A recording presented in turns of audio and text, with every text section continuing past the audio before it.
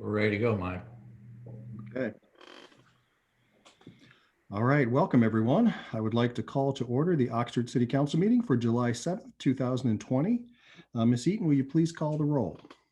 Mr. Bracken? Here. Mr. Ellerby? Here. Mr. Prithridge? Here. Mr. Snavely? I'm here. Ms. Southard? Here. Mayor Smith? Here. May I have a motion to approve the agenda? So moved. Did you call everyone? No, I wasn't I'm sorry, Miss Regu. here. Now I'll move the approval of the agenda. All right. Motion to approve by Councilor Snavely. Do I have a second?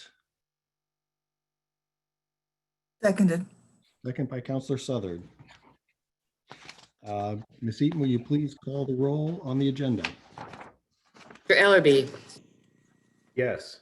Mr. Prithridge? Where did he go? Ms. Regu? Yes. Mr. Snavely? Yes. Ms. Southard? Yes. Mr. Bracken? Yes. Mr. Prithridge? He gave thumbs up. Mayor Smith? Yes. All right, we're going to begin tonight with public participation, and we're going to start with a presentation in the form of an update from Miami University Safe Return to Campus Committee. And the co-chairs, Dr. Gwen Fears and Dr. Dana Cox, are here. And we'll turn it over to them. Thank you very much for coming. Thank you for having us. I'm Dana.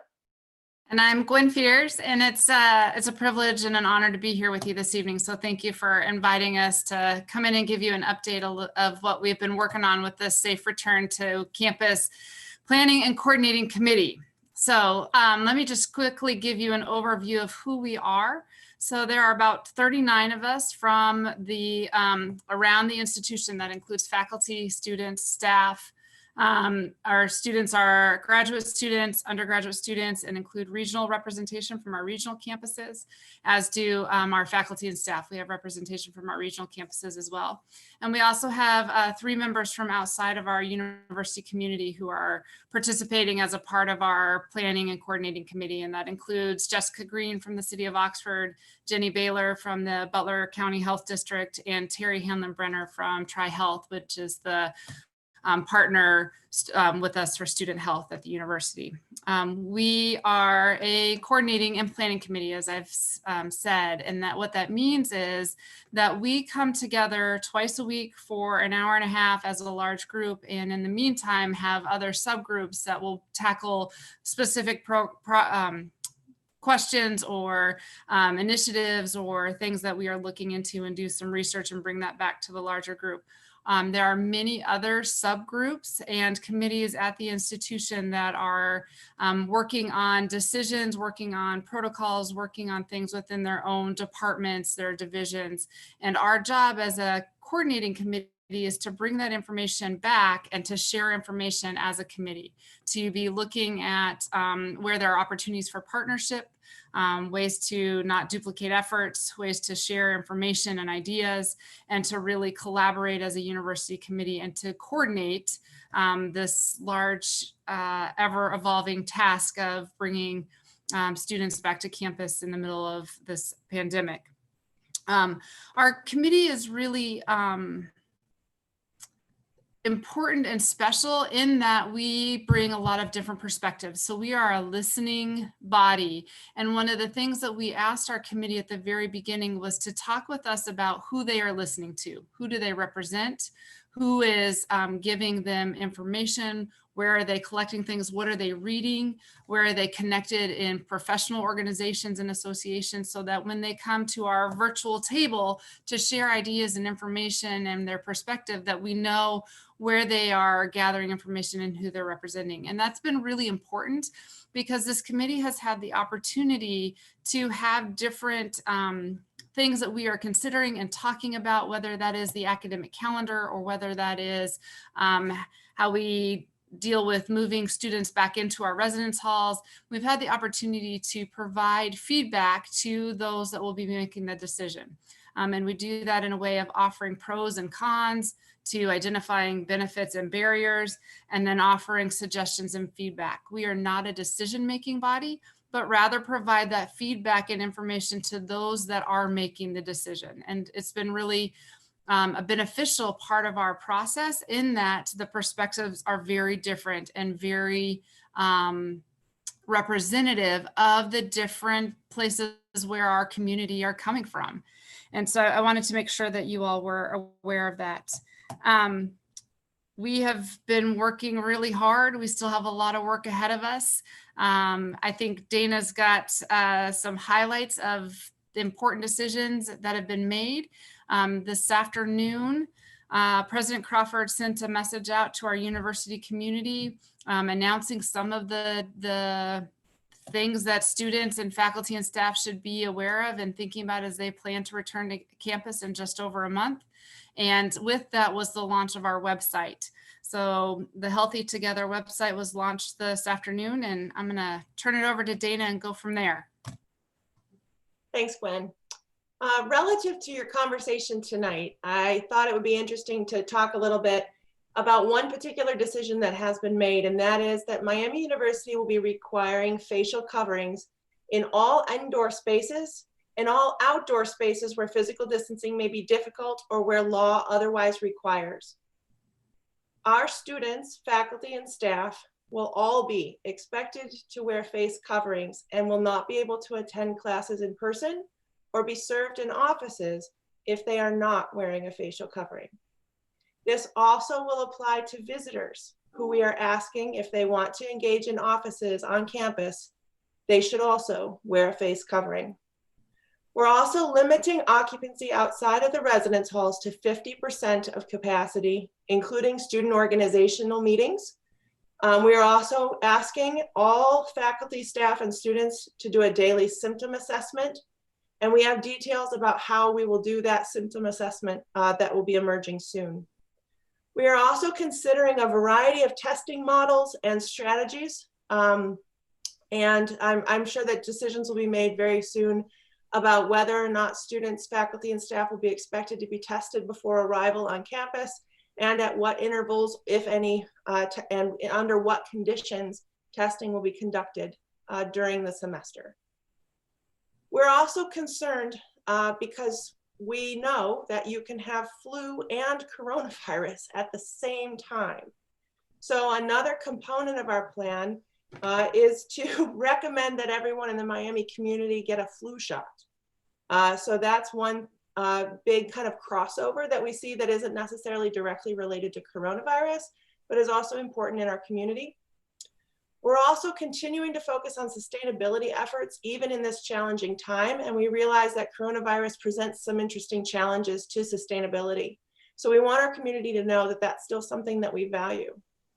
Gwen and I would also like our community to understand that COVID-19 impacts different populations in different ways, and that our efforts on campus are directly reflective of our understanding of this. And in particular, as we discuss enforcement strategies and we discuss new policies and changes to the ways laws are enforced, we also need to be cognizant that these laws don't impact everybody in our community in the same way.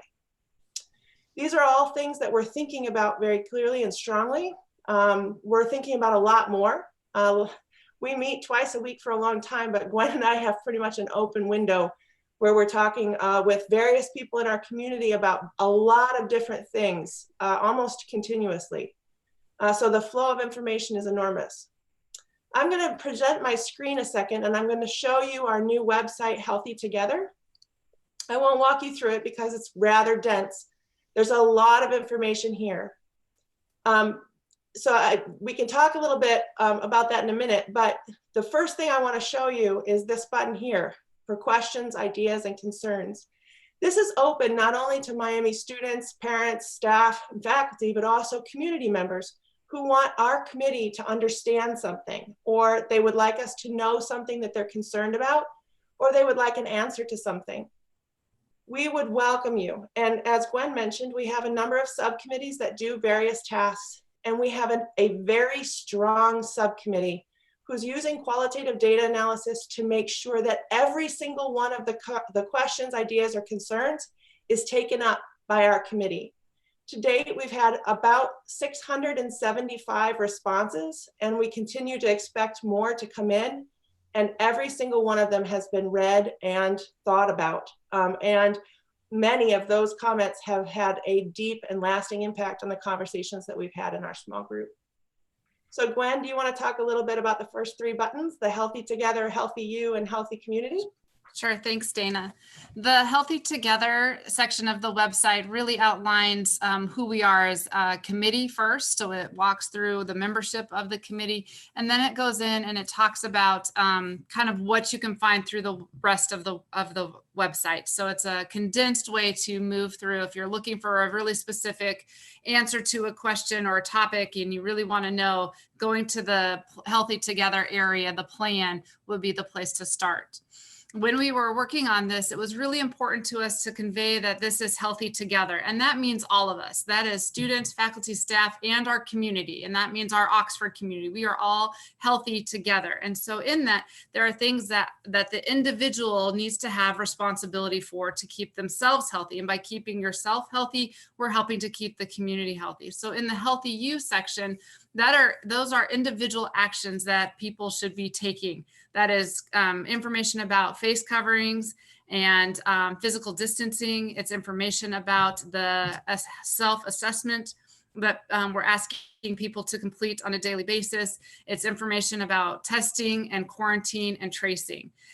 When moving over to the Healthy Community section, those are things that are, if I'm healthy as an individual, then how does that play out in the community? And so that's going to look at things like, how am I learning at Miami and what's going on in the classroom? What can I expect from how my classes are going to be delivered? And what does it look like if I need to miss class? Where do I think about the libraries and their hours of operation? It also addresses things like academic support and tutoring and how services will be available for students. There's also sections in there about living at Miami and what it looks like to move onto campus, as well as to live in our communities. So the Oxford community and other communities where students may be commuting into Oxford to take their classes. There's information about dining and the services that students can expect there, as well as how to engage at Miami with student organizations, with recreational sports, with the different volunteering opportunities and ways to provide service to our communities. So that's where you'll find information that's kind of external to the individual actions. We're framing our comments this evening around Oxford because we're talking to the City Council. But one thing you need to understand is that this website is also about our regionals, and that there's valuable information for all of the Miami community and not just here in Oxford. Sorry. Perfect. So Dana, I'm done with the website. Okay. The website is live and is available, and it is a dynamic space. And that was something that was really important to Dana and myself and our committee, is that this isn't a plan that we can just write down on multiple pieces of paper and deliver it and say, here it is, this is how things are going to happen, because this, as you know, situation continues to evolve and change, and things look really different now than they did just a few short weeks ago. And so as we are continuing to make plans for what they look like in about a month, we want to make sure that we provided a space where information could be updated regularly. And so you'll find that when you look at the website that there are a number of spaces where we haven't made decisions yet, where we're still considering some of the different options or things that might come from the state of Ohio or from the CDC that would provide guidance for us around visitors to campus, or what is happening with athletics, or what does it look like to travel, some of those different things. So you'll notice that there are some areas where it says, hey, we're going to follow the guidelines, and stay tuned and continue to check back on this website. So that's the highlights from the website. As Dana and I were talking about our opportunity to come here and talk with you all tonight, we were excited to be able to do that. Dana and I are both members of this community. So we don't just work at Miami, but both of us are Oxford citizens and are raising our families here, working in Oxford, and are highly invested in this community. So we're active and engaged and participating in our own ways and things that are going on in this community. And so we are invested in Oxford, we're invested in Miami. And so to be able to think about how do we partner, how do we support each other, how do we share information. I will tell you that Jessica Green has been an amazing member of this committee. She has space on every single agenda where she can provide updates or bring questions or just seek input. And she's been an amazing, amazing partner for us. So we've been very pleased to welcome her into that space and to extend that here. And we know that, that there's concerns in the community. And as we think about bringing 17,000 students back to campus and what that might look like, and knowing the impact that it's going to have on our Oxford community. And we want to tell you that we want to partner. We want to talk about it. We're already talking with Jessica, and she's got some ideas, and we are working with parts of the committee to follow up on those. And our students, it's interesting. So, you know, a lot of people think that, hey, all the students just want to come back, and but they've got concerns too. Like, our students are being very thoughtful about this and are thinking about how can they influence their peers to be wearing their face coverings and practicing social distancing and cleaning their spaces and being mindful of what's going on. And so the more that we can take the opportunity before our students come back to talk about the changes and what things are going to look like when they actually get back to town, the better off we're going to be. So I think that you'll start to see the university put out some messaging and some information to our students so that they know, hey, when you come back, everybody's going to be wearing a face covering. And your classes are going to be less dense. You're not going to be sitting right in next to people, and that's going to be a different way of operating. So, Dana, is there anything that more that you would add? I would just open it up to questions, and I'm happy, as Gwen is, to answer anything you might want. All right, I see Mr. Snavely's hand up. Yeah, I know most of your focus is what's going to happen on campus and in classroom buildings and so forth. Has your group talked about off campus? I'm thinking the things that are most on my mind are things like porch parties and fraternity parties and the students who line up in the alley to go into CJ's and all of that kind of stuff. And I wonder if you have talked about those kinds of issues. We have, and we're working with Jessica Green on a few different initiatives and things that we as a university can work together with the city to establish some effective guidelines for off-campus living for everyone in our community. I think that we as an Oxford community have to set the tone that we take care of one another and that we wear face coverings when we're out in public. And I think that you as a city council have an opportunity to take some action on that, and we encourage you so that students aren't confused when they cross the borders of campus and off campus. That if we as a consistent message for students say these are not healthy choices and these are, I think that we're better for it. We have to understand that when students come here, they don't just come here to study, they come here to live, and that they're living full lives. But we want to help them understand the impact of their choices on those who choose to live around them. So we are thinking very hard, not just about on campus, but off campus as well. We think students' rights to protest in the city. We think that students' rights to get together with friends and have physically distant social events is an important part of what it means to be a Miami student. But we need to help them understand that lining up for CJ's is not something that may happen in the same way that it did in the spring. All right, let me go to Councillor Southard first, and then Prithridge, and then Ellerby. Yes, I was wondering if you have already defined, or if you will define, or if you're working on defining the role of the Miami University Police in all this, in helping keep the students safe and making sure that they participate as community members who are concerned about public safety. Yeah, John McCandless is on our committee. And we love his support. We love his contributions and his ideas.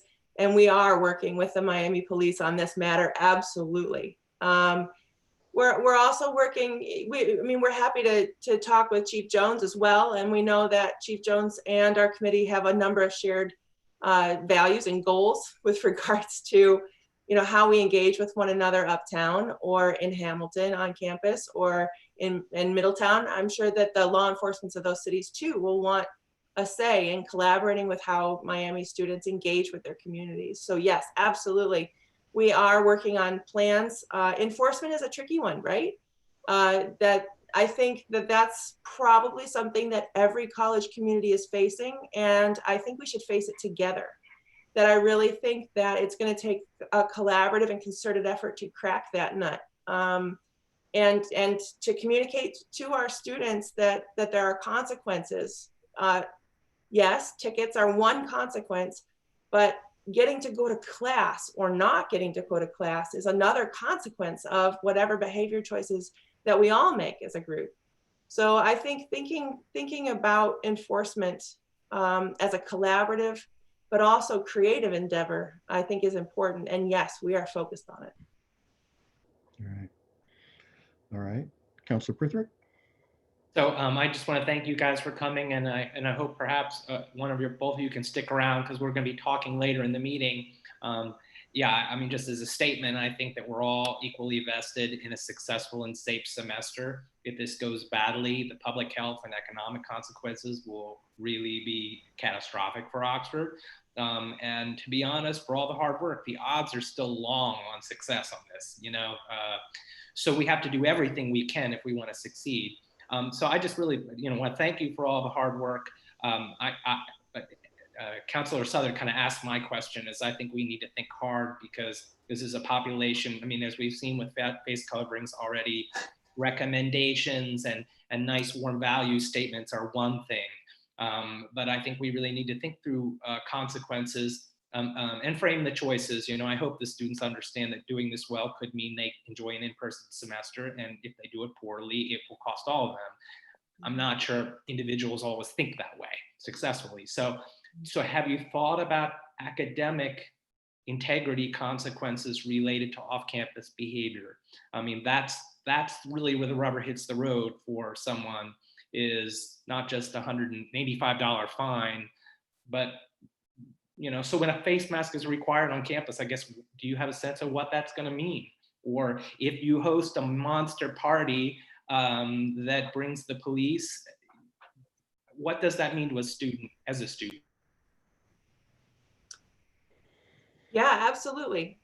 We have thought about what it means if a student or faculty member refuses to wear a face covering on campus, and we are going to enforce that. So yes, there is a plan for on-campus enforcement of face coverings. Enforcing things with campus rules for off-campus behavior is tricky, but it's not outside the scope of our community to think about that. And I think that when we come here with a nice platitude that we all need to work together, what we mean is we want to work together, and we really do want to figure out this enforcement, and we're not going to leave it up to chance. But I think that it's going to require more conversation between the city and the university to kind of work out how. And I think Jessica Green has started us off with some amazing ideas about ways that the city and the university can work together. And I really, really am motivated, and I know Gwen is too. Our whole committee is motivated to following up on those ideas and maybe even putting even more on the table. I would anticipate that more defined information about what it looks like to hold students accountable will be forthcoming. So I don't know that we're there yet in terms of final decisions. It is definitely something that we're talking about. and providing pros and cons and information to those that are going to make that decision. And it's, important for us to share the perspective that you all are bringing to us about, what does it look like for these things that happen off campus in the Oxford community. So we definitely can take that back to the folks that are considering these things. I think we also need to consider the cultural context in asking police officers to enforce even more things. And that I think that what we need to be doing is listening to our community about the role of policing in our community and finding alternative ways to enforce these that doesn't rely entirely on city police, I think is something that we really need to give a lot of thought to. There's a lot of motivation and energy from several students that are on our committee around this idea of social influencing and how do they are working on strategies right now on how do they connect with clubs, fraternities, sororities, athletic teams, student leaders on campus to role model the way. I mean, it's if your leaders on campus are behaving in a certain way and having certain expectations of those that they are engaged with in their circles, then that extends. And we have a very important window that happens when students start arriving on campus on August 10th. And that window is very important in terms of enforcement needs to be ready to go, and the role modeling and the social influencing that happens during that time is critical. So I want to thank you guys for obviously thought about all this. And, to me, I just want to reiterate your point. This cannot be the police department chasing down individuals all over town.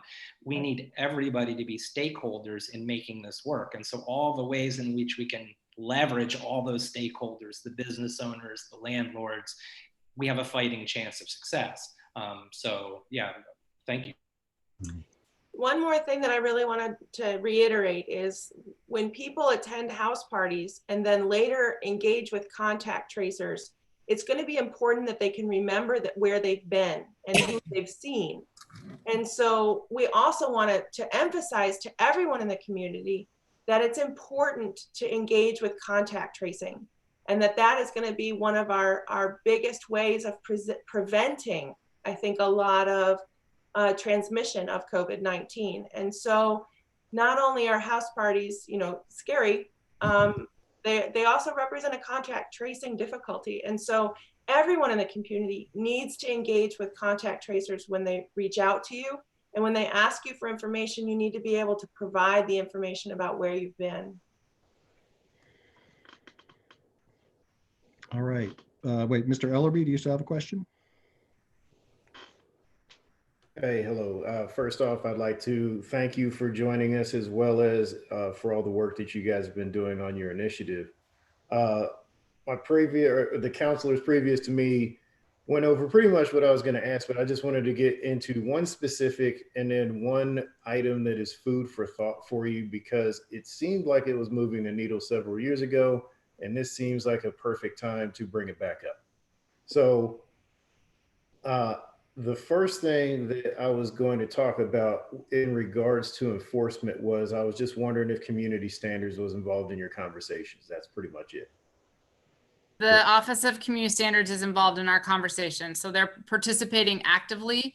We're considering what it looks like to have students be understanding of all of the expectations that we have of them coming in. So yes, we're actively engaged with them. And Dean Moore is definitely a part of our conversations regularly.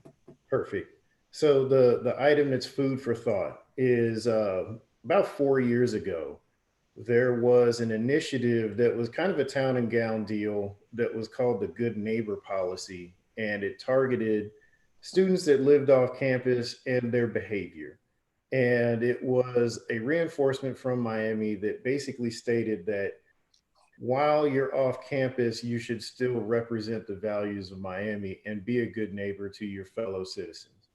And during that time, it focused on alcohol mainly, but currently, I believe it would be a great thing to bring back up, since it was fairly well established in student affairs and had promotional materials and other things like that, to be able to add an additional item like wearing face coverings and being mindful of your contact tracing and other things like that. So I just wanted to add that as something that you guys might want to look into. Great, thank you. All right, Mr. Perry, did you have a question? I just wanted to fill you in, Mayor Smith, that we've got 57 attendees and 1 hand raised, but I just want to make sure everyone's aware this is time for the presenter and council, and there'll be opportunity for public comment after the presentations, if that's okay. That's okay. We don't engage in public comment during the presentations. So, Thanks. all right. If there are no further questions, I too would like to thank both of you. I sat in for Jessica on Monday, who's on vacation, and the amount of work you guys have done is amazing. I was very impressed with all the bases that are covered, and I have a new phrase. It's called assume best intentions. So I'm being very optimistic about how well we're going to do. So, Counselor Snavely had a comment. oh, no. You raised your It's hand. okay. Yeah, thank you, Edna. Thank you, Bill.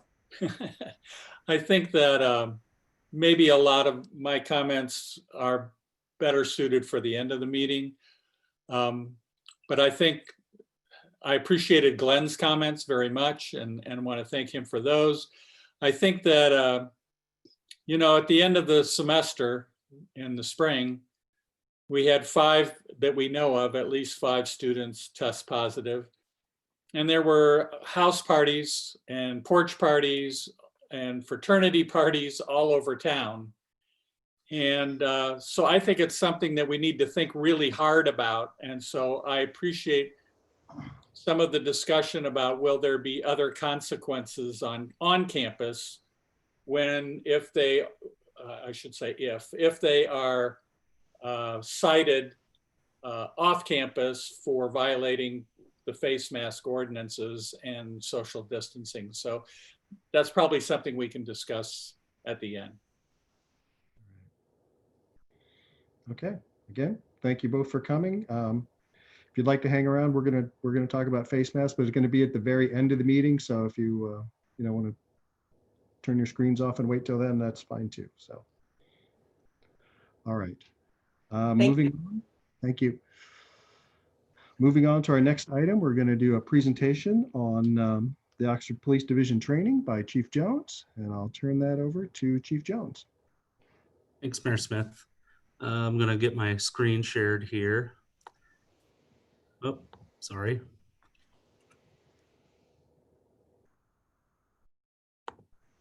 I thought I did it, but I didn't. There you go. Yeah. All right. Well, as you can imagine, during this time, I'm getting many questions and kind of in response to the sudden interest in police reform that we're seeing across the nation and now here in Oxford. We wanted to share at least, give you council some information on, kind of what we've been doing and take the opportunity to present on a couple items. I'm certainly not going to be able to hit all of those, but we can have additional presentations on different topics if that's something that is desired. So I don't mean to look backwards too much, but I'm just going to kind of go back to when focus on my time as a lieutenant when I was serving as acting chief. I was promoted then to chief in April of 2016. And as a result of the unrest in Ferguson, Missouri that had just kind of happened before that, President Obama put together a task force on policing. And I began with, along with my lieutenants, a concerted effort to implement this final report on the President's task force on 21st century policing. It was an effort to improve police community relations. And this is a large report, and there's many, many recommendations. And the reason I'm presenting this with you is because this is actually part of the training that we had in our division meetings. And when I say a division meeting, I mean our whole police division gets together usually once a year before school starts so we can discuss things. And so over the years, we've shared this in those meetings, and I've shared them at different public presentations. But the President's Task Force and recommendations involved 6 pillars that you see there, is kind of the major way it's outlined. These are slides that like I said, I actually used in those trainings. But pillar 1, I'm going to try to run through these real quick. Talks about building trust and legitimacy with your community. And I think, as it says in my slide here, after decades of policing experience and research, we know that the public cares as much about how they were treated as they care about the outcomes that the legal actions produce. So we know that's important, and that's what we try to impress upon our officers. We started using this term police legitimacy and talking about what that means. And essentially, it's the public trust and confidence in the police. And, this is something we work to build, and we've been working to build over the past few years. And to do that, in order to attain legitimacy, we use something called procedural justice. And, there's a lot of different tactics with procedural justice, but basically people want to make sure that officers are being neutral. They're not inserting their own personal opinions and biases. They want to be treated with dignity and politeness, and they want to be seen as competent. This quote here, I think, is especially important. It's about civility. Civility requires no operator's manual, no updates to download, no complicated set of rules. It is simple, it is easy, and it produces positive and constructive human interaction. And so, we use that, and we want to, I think we could really apply that in our everyday lives now. It can be something we do here at council meetings, but we want our officers to act in this way too. And while I would love for us to all act this way on social media, I don't have a lot of hopes of it based on recent stuff I'm seeing. Pillar 2, moving on, is policy and oversight. Talks about the policies we use, use of force policies, training, data collection. Policies can control police discretion through confining, structuring, and checking, holding officers accountable. So there were a lot of recommendations out of that report in that regard. Pillar 3 dealt with technology and social media. So body-worn cameras. We implemented body-worn cameras back in January of 2018. We've had good experiences with them. And I think they help us remain transparent. And then certainly the other things the recommendations that we've been able to implement is our public engagement on social media. And we do a good job with that. We create that two-way conversation with the public and allow them to see the inner workings of the police department. Pillar 4 is community policing. We've had a community policing philosophy here for many, many years. So we're constantly looking at that and how can we engage. You think about all the different community-oriented policing programs we have with the Citizens Police Academy, our ride-along program. Unfortunately, the pandemic has made it so we cannot do a lot of those right now, which of course right now would be a great time to allow the public into some of these settings. But unfortunately, we haven't been able to lately. The other thing talks about SROs in schools. And we do have 3 SROs in the school, but we really want to make sure that we limit the police involvement in student discipline. So that's something we're very cognizant of with our officers working in schools. They're focused to build relationships with kids, and they're there for their safety. Then Pillar 5 dealt with training and education, which I'm going to talk a little bit more about these items, but it encouraged, crisis intervention training, curriculum on the disease of addiction, implicit bias training. And so these are things that we've tried to incorporate as well. And then Pillar 6, officer wellness. This is something that the PCRRC has been a focus of what they've wanted and been a concern that they've expressed. So it's been a training topic at a lot of the conferences I go to. And we've provided some of the other recommendations here, like tactical first aid kits. Now our officers all carry tourniquets for self-care and to help citizens, and we do have those. And then our sergeants work to ensure the compliance with our seatbelt policies, making sure they're wearing their vests, and we do below 100. to improve officer safety. So that was the national recommendations. And I wanted to touch on state level efforts. The Ohio Collaborative Community Police Advisory Board certification is something that we've kind of been focused on. We felt that that was important to be certified through them. They really focus on policies and making sure you're complying with your own policies. So we've been certified on the first 3 groups that they've had, and we're working on getting recertified on those 3 groups. And then we'll have group 4, which is the bias-free policing and internal investigations group. So they review our policies. We have to prove compliance with those policies. And they have to be, basically it's an accreditation type of system. And then of course, you all know on the local level, we have the Police Community Relations and Review Commission. It was established at the end of 2015. We began meeting in February 2016. It's really designed to increase the relationship of the police with the community, and especially the minority community. It's stated in the ordinance just like that. In there, that's where we really delve into the hard and difficult conversations, and we made presentations on training. In fact, the slides I'm about to go into are from a previous presentation there on training. Use of force, our collaboration with MUPD and Oxford Township PD. We had a presentation from Women Helping Women. We do annual data reviews and a review of citizen complaints. So we have worked really well with this group. And like I said, they're the group that's really digging into some of the policing items that we've talked about. So I'm going to try to transition more to the training focus. Excuse me. This is a slide just talks about the basic peace officer academy. And we, when we hire an officer, we often are looking for that OPATA certification already. But if they don't have it and they're the right candidate, we will send them to get this training. This basically provides the foundation for policing. So it's your basic academy. These are just different academies that one may go to. And then you move into, oh, I'm sorry. This is a chart from the Ohio Peace Officer Training Commission. And what this is, I put this in here just so you can see the different topics that are covered in the Basic Police Academy, and you can kind of see the hours. I know that comes up a lot.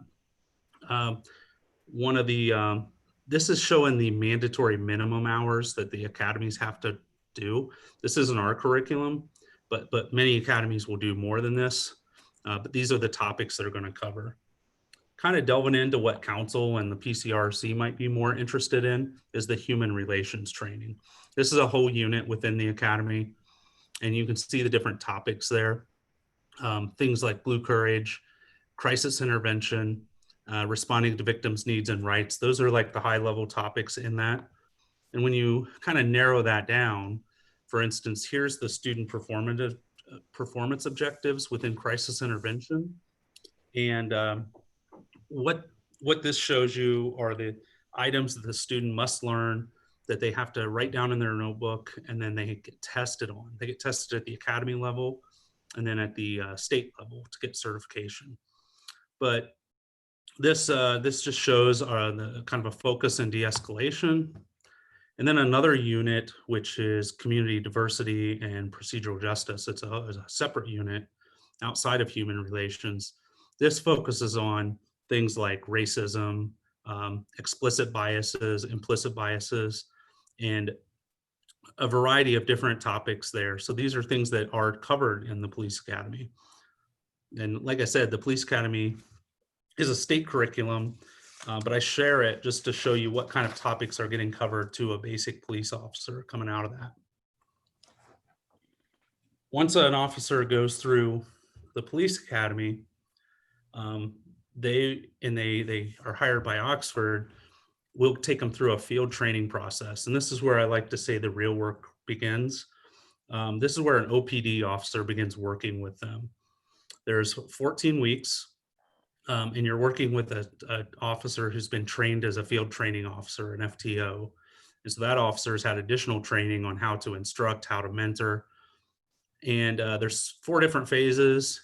Phase 1, they're just kind of, the trainee is riding around, observing, learning the Oxford system, learning the city. Phase 2, they start to take over, doing some of the work, working together with the FTO. And then phase 3, we're trying to get them to do as much of the work as possible, being supervised by a uniformed field training officer.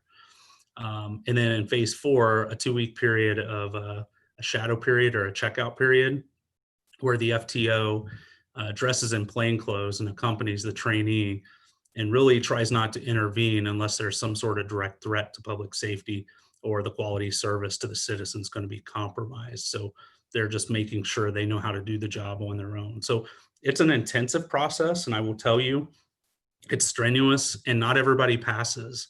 And when they don't pass, we have to let them go. So we do take a lot of pride in our FTO process here. Once an officer is out on their own, they're not done. There are state mandates to continue, and that's continuing professional training, or CPT. That's mandated by the Ohio Peace Officer Training Commission in order to keep their certification. And these were just some of the topics in the last couple of years that have been required topics that all police officers in the state of Ohio had to go through. Things like implicit bias, crisis de-escalation, and trauma-informed policing. So these are these are just some of the topics that are required training. We do much more than just the minimum at the state level. We work on sending officers to a variety of different police academies and different types of training to enhance their skills. One of the things that we've done here at Oxford PD, and that often comes up, and I've been getting some emails lately on, is responding to calls involving people with mental illness. We joined the One Mind campaign from IACP, the International Association of Chiefs of Police, a few years ago, when we took the pledge that we were going to do this and implement this. And there's basically 4 prongs here.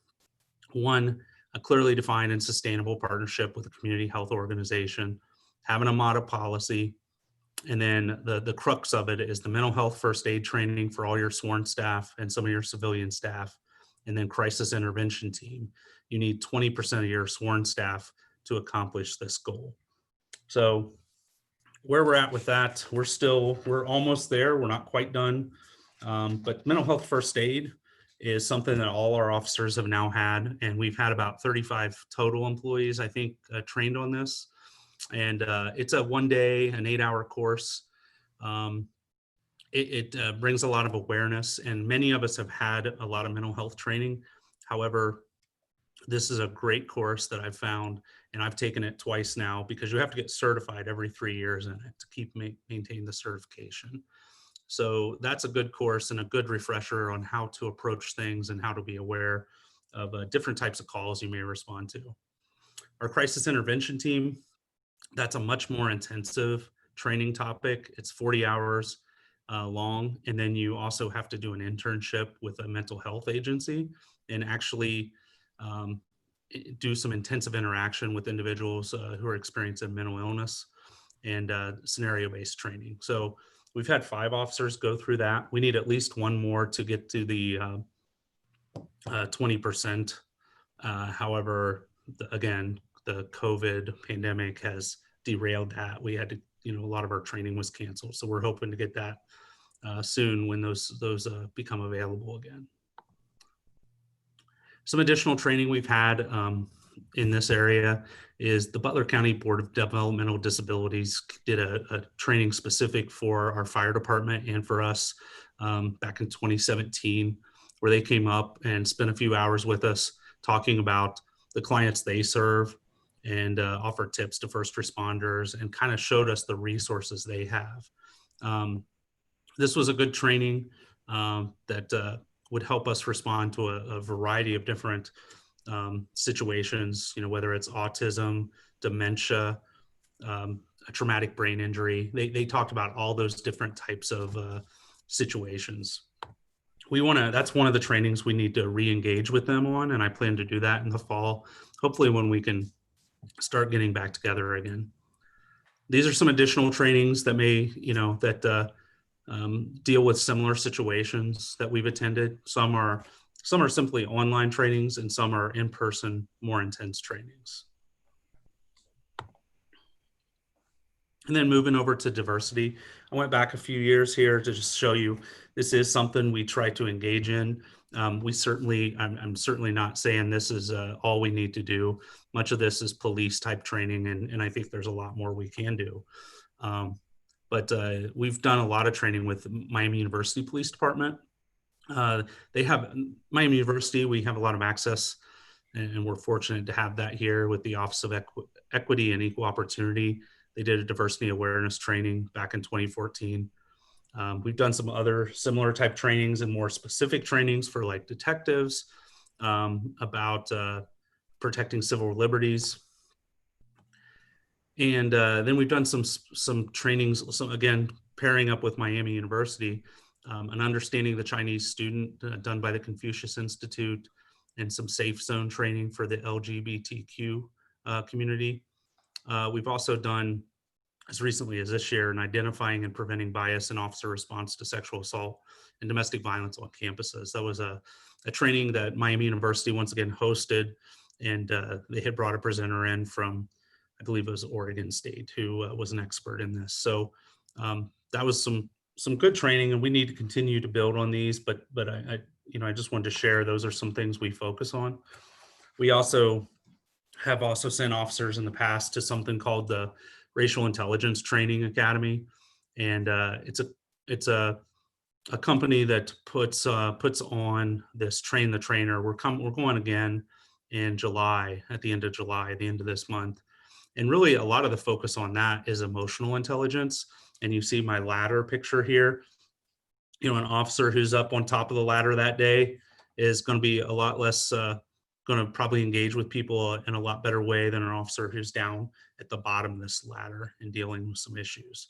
So that's where officer wellness comes in and looking at that. But that's some training we're doing. And then also Dr. Coates over at Miami University, if you're familiar with him, he was one of my sociology professors back in the day. So he's been a great resource, and he's already sent me a bunch of pre-course readings and a test for us to take, and we're going to do a session with him at the end of July, and we're going to videotape that for all the officers as well. So those are just some of the topics, and there's a lot more things that involve operations, driving, tactics, depending on what area the officer's in. SROs go to SRO specific training. So I can't cover all those in this short time.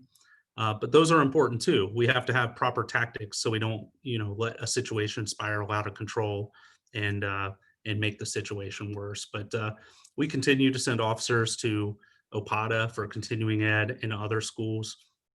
We also go to the Ohio Association of Chiefs of Police annual conference and various trainings there, along with the Ohio Attorney General. And then we've attended the IACP conferences as well. That has wonderful training there.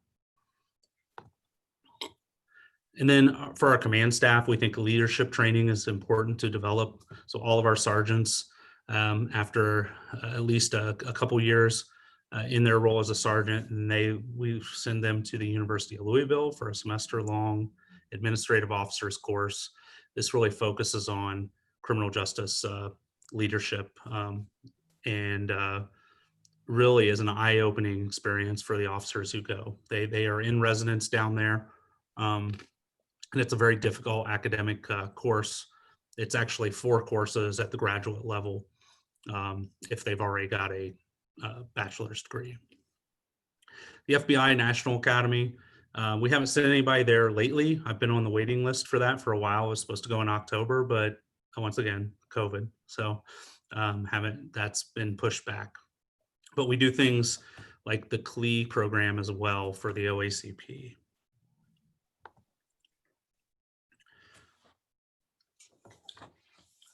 So that's a lot of about some of the training and kind of what we do in that realm. I'll just move quickly over to, you can see like our main goals and responsibilities. I've used this slide before, but that doesn't really reflect everything we do. Dealing in this community a lot with disorder, as just kind of been alluded to, with alcohol and large parties and fraternity parties, is something we deal with a lot.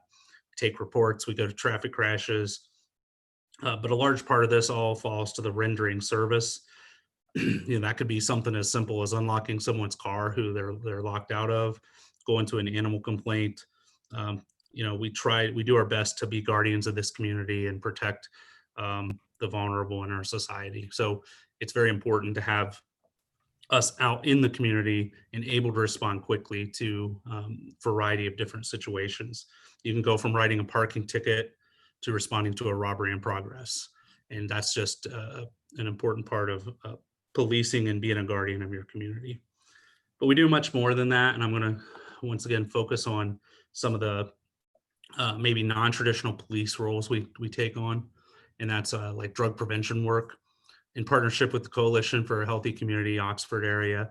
A lot of educational programming. Our SROs do a lot of that in the schools. We host a prescription drug take back event. We partner with community behavioral health and make referrals there. That's where Lieutenant Finning interned with that organization during her CIT training. We developed a quick response team, kind of similar to the Coleraine Township model that many places are using, where we partnered with Kettering Health Network, and now it's a transition to Heroin Hope Line. And what that is, a follow-up on overdose calls, where the officer and an addiction specialist goes out and tries to get the person treatment.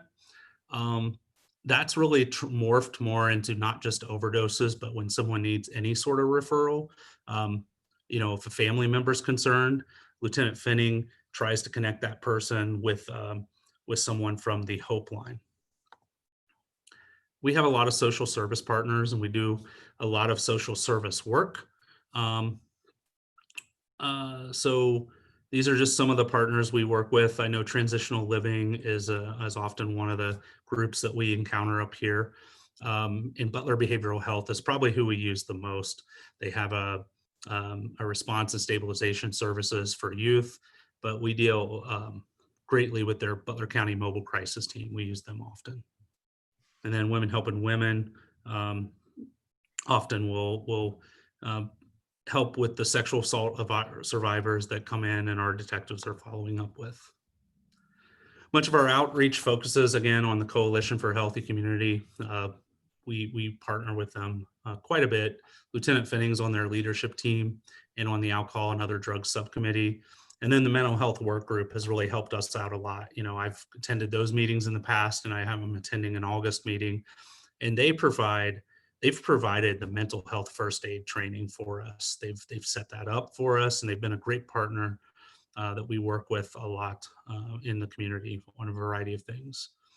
The QPR training, officers have attended that. It's suicide prevention training, and we still maintain some involvement with that group, as well as the Mental Health and Addiction Recovery Service Board. These are just various resources you're probably all familiar with that we may encounter or we may make referrals to.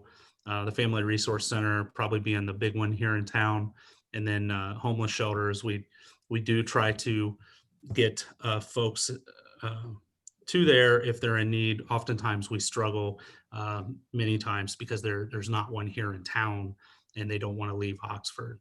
And then we have informal faith-based partners that I meet with and that we work on, and we try to make connections to folks in need.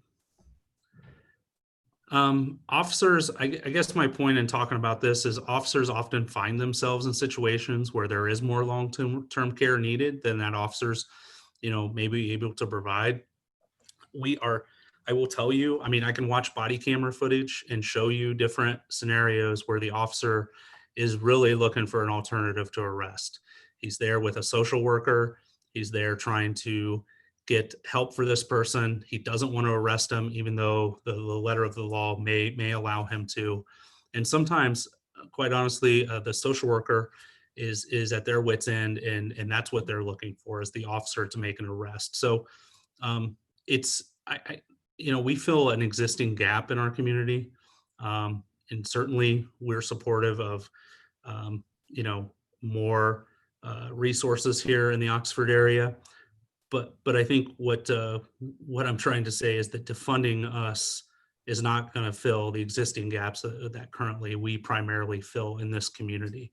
We just do not have the resources up here. And I understand the arguments to just take money and put towards those resources, but those folks often need us there at the scene to calm the scene down and protect them, who are trying to get long-term care there and they feel unsafe.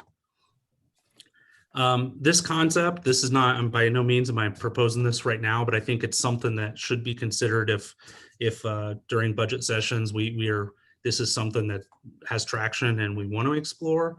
There's some communities that have employed a police social worker. So someone who's actually licensed and trained in social work, that may be better able to connect an individual or family to resources and perform follow-up care. Many times without having the stigma of a police uniform showing up at their home. So that might be one option that, we want to consider. It's worked in some communities. There's an article I could share with you from Alexandria, Kentucky, where that police chief has talked about it and really thinks that this is the way to go. So it's just an option because we do have situations where an officer runs into someone. We deal with them day after day because we can't seem to get them the help that they need. And so this might be something that we want to consider. I also think that a police social worker could also be good for officer wellness and conducting mental health assessments internally for employees if you get the right type of person who's licensed in that area. So just a concept. As I said, this is our mission. We are a very personalized, proactive partnership with the community. And we're looking to improve the quality of life for all. And that's been our mission statement for a long time. And these are our values. And I think our values are what we point to. And, our officers, we share this with them. I think they all do a great job of doing this.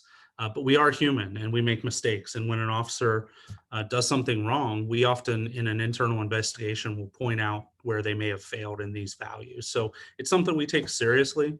And, we're going to keep working hard to do the work that needs done in the Oxford community. And that's all I have. I'll stop sharing my screen. All right. Thanks, Chief. That was great. Do I have any questions from anybody? Councilor Ragu. Thanks for the presentation. I think that's something that President Obama worked really hard on to try, and he even said so himself, that this is change is very slow to come, and this isn't everything. This is just a first step. So he even recognized from his plan that there was much more that needed to happen. And so I just had a couple of questions, because I know you talked about the police review committee and how they've been really helpful reviewing complaints. And I'm just wondering, is there a set, do they automatically get the complaints, or how does the police review committee get them? Sure. So a citizen can make a complaint directly to them, and that's designed to help the citizen come forward if they don't feel comfortable coming to the police. If they come directly to the police department, which is what's been in place for a long time, ultimately the police, we're going to assign that to an internal investigator and do a report, and then I typically will share that with the police, the PCRC, and let them review it afterwards. They've never had anyone appeal my findings to them, but I still share it with them, and that was early on especially, so they could kind of get a feel of what an actual investigation entails. So you're saying that someone could go to the police review committee and just shoot them an email or call one of the members and tell them about it? Or what would that process look like? Because I know a lot of this is about wanting things to be as transparent and easy as possible, because just like you said, there, without taxpayer money or the community's consent, there would be none of these social services, there would be no police. So to be as transparent as possible to the community, can you walk us through what that process looks like? Sure. So in order for them to file a formal complaint, they need to put it in writing, get it notarized, and then present it to me. They can do that with the help of the police review committee, or they can just make an informal complaint. They could shoot them an email and tell them about a situation, and then they can bring that to my attention. So there's a variety of different ways it can happen. But what has happened before is usually a citizen might email one of them with a concern. More just what's happened so far is more just about a departmental type concern. And then usually the chairman, Mr. Mead, will contact me, and then I can reply directly to them and start that conversation. If they're wanting to make a formal complaint against personnel, there's steps that they have to take, and that's filling out a written complaint and turning that in to me so it can be properly investigated. And I think oh, sorry, did I interrupt you? No, that's. And I think that the most important thing is our community isn't safe until all our members feel safe. So if you're a person of color or whatever protected status you might have, you know, I've heard from people who have been stopped by a police in front of their house because they've been a person of color and asked what they're doing as they're unloading their groceries from their car. I've had someone tell me that there was a car full of 4 kids in it, that everyone had marijuana, and the 2 white kids were let go and the 2 Hispanic kids were arrested. And so I'm just curious in that situation, how the kids who would complain about that situation for discrimination without incriminating themselves. So I think that it's just like you said, this is just a very first step, and there's so much more we can do to try to make this equitable and fair and safe for everyone. And I hope that we look forward into ways we can be as transparent as possible. Yeah, I think that's part of what we're always examining and what the PCRC is working towards. You know, there are ways for people to bring those things forward. You know, oftentimes the most common thing on social media, and you know, I can't just take a Facebook post from someone and you know, they gotta be able to, we gotta be able to ask them questions and do an internal investigation. So, you know, if something was brought forward to the PCRC and they contacted me and we couldn't get that person to come forward for some reason, you know, that's not to say that we're strictly limited and we just throw our hands up. I mean, one of the big things we have is body cameras. So if it's drawn to my attention, I could watch the video, and if there's some violation of our policies or our values, I could personally sign a complaint against the officer. So there's a lot of ways it can happen. I don't want you to think that we're not obstructionists, but we do need, you know, it's just like anybody filing a theft report. We need to have all the information and facts and be able to talk to that person. So there's yeah, I understand there may be some barriers, but those are barriers we have to overcome if we want to accomplish certain things and improve ourselves. Last question. So someone could shoot you an anonymous complaint and you could review the body camera and then file a formal complaint on their behalf? I could, if I felt like that there was evidence there of a gross violation of our policies. Yes. Yeah. Okay, I think I've got a question from Councillor Snavely. I want to thank you, Chief, for your report. I think it was comprehensive and gives people an idea of the kind of training that goes on.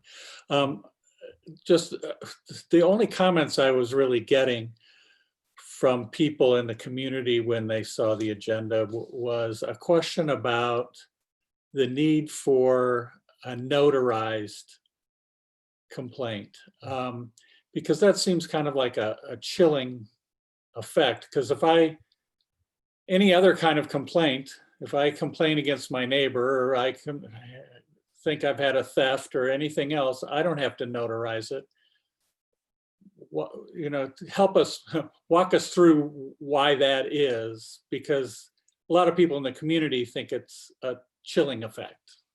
Sure. I mean, I think it's clearly designed to make sure that the person is being truthful in their statement. We do some other notarized things, like if you try to report theft of prescription medication, we have a form that you fill out and you notarize it, because that that puts the onus that you're swearing to this complaint, and that you recognize that if you're telling, you know, if you're saying something false, that you'll be held, you could be held accountable for it. So it's kind of, I understand the concern there. That's why I mentioned those other ways they could file a complaint, but truly for them to come forward and put their name down and sign it and get a notary, which we have notaries here at the police department. It's not meant to deter someone from doing it.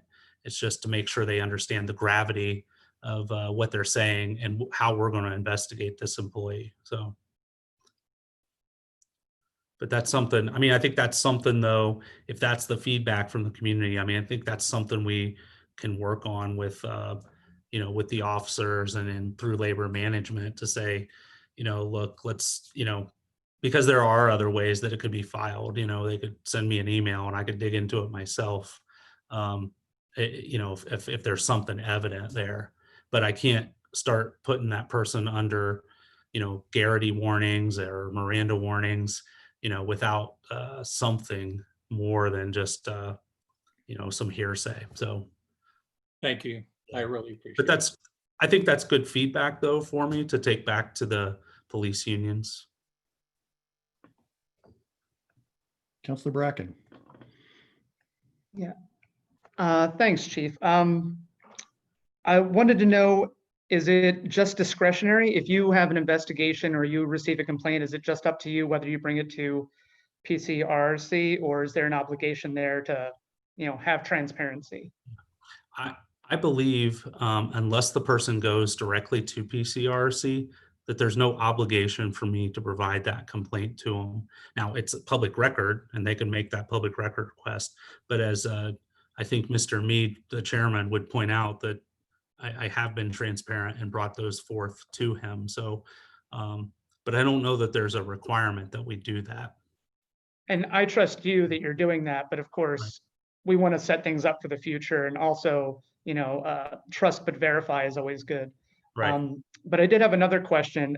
Could you speak to, there's lots of public questions about the force continuum. Do we have one? How many steps? What does it entail? Sure. We have a, and I don't have it in front of me right now, but a use of force policy that that reflects language that's more vague than an actual continuum, and it reflects the Graham versus Connor language that is what the Supreme Court has ruled on the use of force. When I first started policing, there was a use of force continuum that I remember receiving some training on, but those have since gone by the wayside. So it's interesting that the use of force continuum is coming back up as something that people want to go back to, because it was seen as not a good thing, you know. And I'm not a use of force expert, so I don't have all that. But I mean, essentially, the use of force continuum that I think most officers would recognize is that the first step on that is officer presence, right? The uniform, when you present yourself at the scene, your command presence, that's the kind of the first step on the continuum. The next step would be verbal use of force. So me giving orders, and I'm good at that. I can yell and make somebody comply sometimes, and that is something we use instead of physical force if possible. And then physical force, you know, just hands on, and then you move up to strikes, and then intermediate weapons with batons, tasers, OC spray. And then above that, you're going to lethal force. So that's kind of what the use for force continuum is. And in all reality, that's what, you know, that's when we talk about the reasonable use of force. That's kind of what's, I think, referenced, but it is not in our policy to have an actual continuum. And, you know, that's something I would have to do more research on to fully answer your question. Yeah. Thank you. All right. Any other questions for the chief? Okay, Counselor Southard. In terms of communicating with the public, one of the things that has happened here in Oxford is the Citizens Police Academy. And with COVID, that hasn't been able to happen. But I did it when I was first elected to council and did a ride along with the police. I did it with Officer Carlson and with you, Chief Jones, when you were not yet chief, and Green Beer Day. It was quite an experience. But it's a great way for community members to know what the police faces. And are we hoping to continue that program? Yeah, so we were in the middle of that when we had to shut it down to restrict visitors coming into the police department. So, my plan would be to continue it in the spring if we're able to, because as you said, it is such a good tool for people to come in and see what we do and ask questions. And, and sometimes one of the things we work on is recruiting for that, because we know obviously a lot of the people who attend probably may already have a favorable opinion of the police. So we try to get, a diverse diversity of thought in there. And so we've done that. We've had in the last couple of years, some folks who asked hard questions and didn't necessarily agree with it. They may not want to do the shooting part of it or this part of it, but we try to be transparent, and that's a great way. I would also say probably another really good tool that we have is to just do a ride along with an officer. And of course, you never know what you're going to get when you go out that night, but sometimes it may be slow, sometimes busy, but if we are able to do that, I would encourage council and the PCRC to do ride-alongs, whenever we're fortunate enough to start being able to get back together. Yes, sir. Mr. Ellerby. Yeah, I'd also like to echo the thanks for Chief in his presentation. It's very comprehensive. I just wanted to talk about one small slide that you went through pretty quickly that actually struck a huge chord with me, and that is that police social worker position. I've done quite a bit of research on that, and it's actually a very innovative solution to address a lot of the concerns with the community in a fashion that would provide some amazing synergies, especially with the things that we have in place here, like our Police Community Relations Commission and our well-established community outreach program. And I think that adding that extra piece, I'm wholeheartedly in favor of funding that. But if we can find a way to integrate that into the array of services that you guys provide, I think that would be a huge benefit to the community. Yeah, and I think like I said, I just have started looking in it. I've had some conversations with a member of the PCRC about it, who is more of an expert in social work. But I haven't done all the research. But I'm not saying it's the end all be all of a solution, but I think it's something we should possibly explore if this is a gap in our community that needs filled, a need that needs filled. So, but I think we can talk about that in a work session. I think it's a fantastic step. It's definitely valid, at least to discuss in a work session, and if not, moving forward to budgetary talks. Yeah, and I think it's what I'm trying to show too is the response to what I'm hearing in the community, right? So, so we recognize that, and we try to be flexible and not rigid, but so I don't think 5 years ago you'd have heard one of us say to do something like that. So, yeah. Right. Councilor Bracken. I was just going to say the Cahoots program is a good model, I think, to consider if people have heard of that one, which I believe is out of Oregon, or is it Washington? But something to look forward to and hopefully talk about going forward in a working session, maybe. Okay. All right. Well, thanks, Chief. That was a lot of information. I'm going to plug the Citizens Police Academy too, because I went through it. And I will say on my ride along, we had 2 bank robbery calls, both of them false alarms, thank goodness. So we are now moving on to the public comment section. Anyone wishing to address council about items not on the agenda or on the consent agenda, please state your name and address for the record. And I would ask that you keep your comments to 5 minutes or less. So, Mr. Perry. Yes, thank you, Mayor. We have 3 hand raises, and I can start with Brandon Humphrey whenever you're ready. I can allow him to talk. Okay, I think we're ready. All right, we'll do.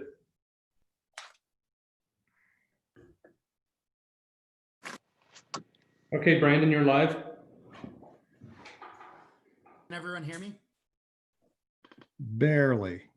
Okay. Yeah, my microphone is messed up. Hi everyone. My name is Brandon Humphrey. I live at 609 Ogden Court. As always, I'd like to start by thanking Mayor Smith, Vice Mayor Snavely, and our other council members for hearing the voices of the Oxford community. You guys are going to hear from me a couple of times tonight, hopefully. So I'll try to keep it brief here. So first of all, I'd like to comment on Chief Jones' presentation. Chief Jones said that defunding won't solve some of these social work situations and that social workers often want the protection of police. And that's true, but with respect, I think he's made a bit of a straw man argument there, because even with some reduction in funding, police would still be able to accompany social workers on those occasions. And I don't think many or really any people, any reasonable folks would really have much of a problem with that. I'd also like to comment on the issue of the use of force continuum. If Chief Jones can't describe OPD's use of force policy without having it in front of him, I sort of wonder if his officers can describe it and if they can apply it in the field. So that's just a concern that I had.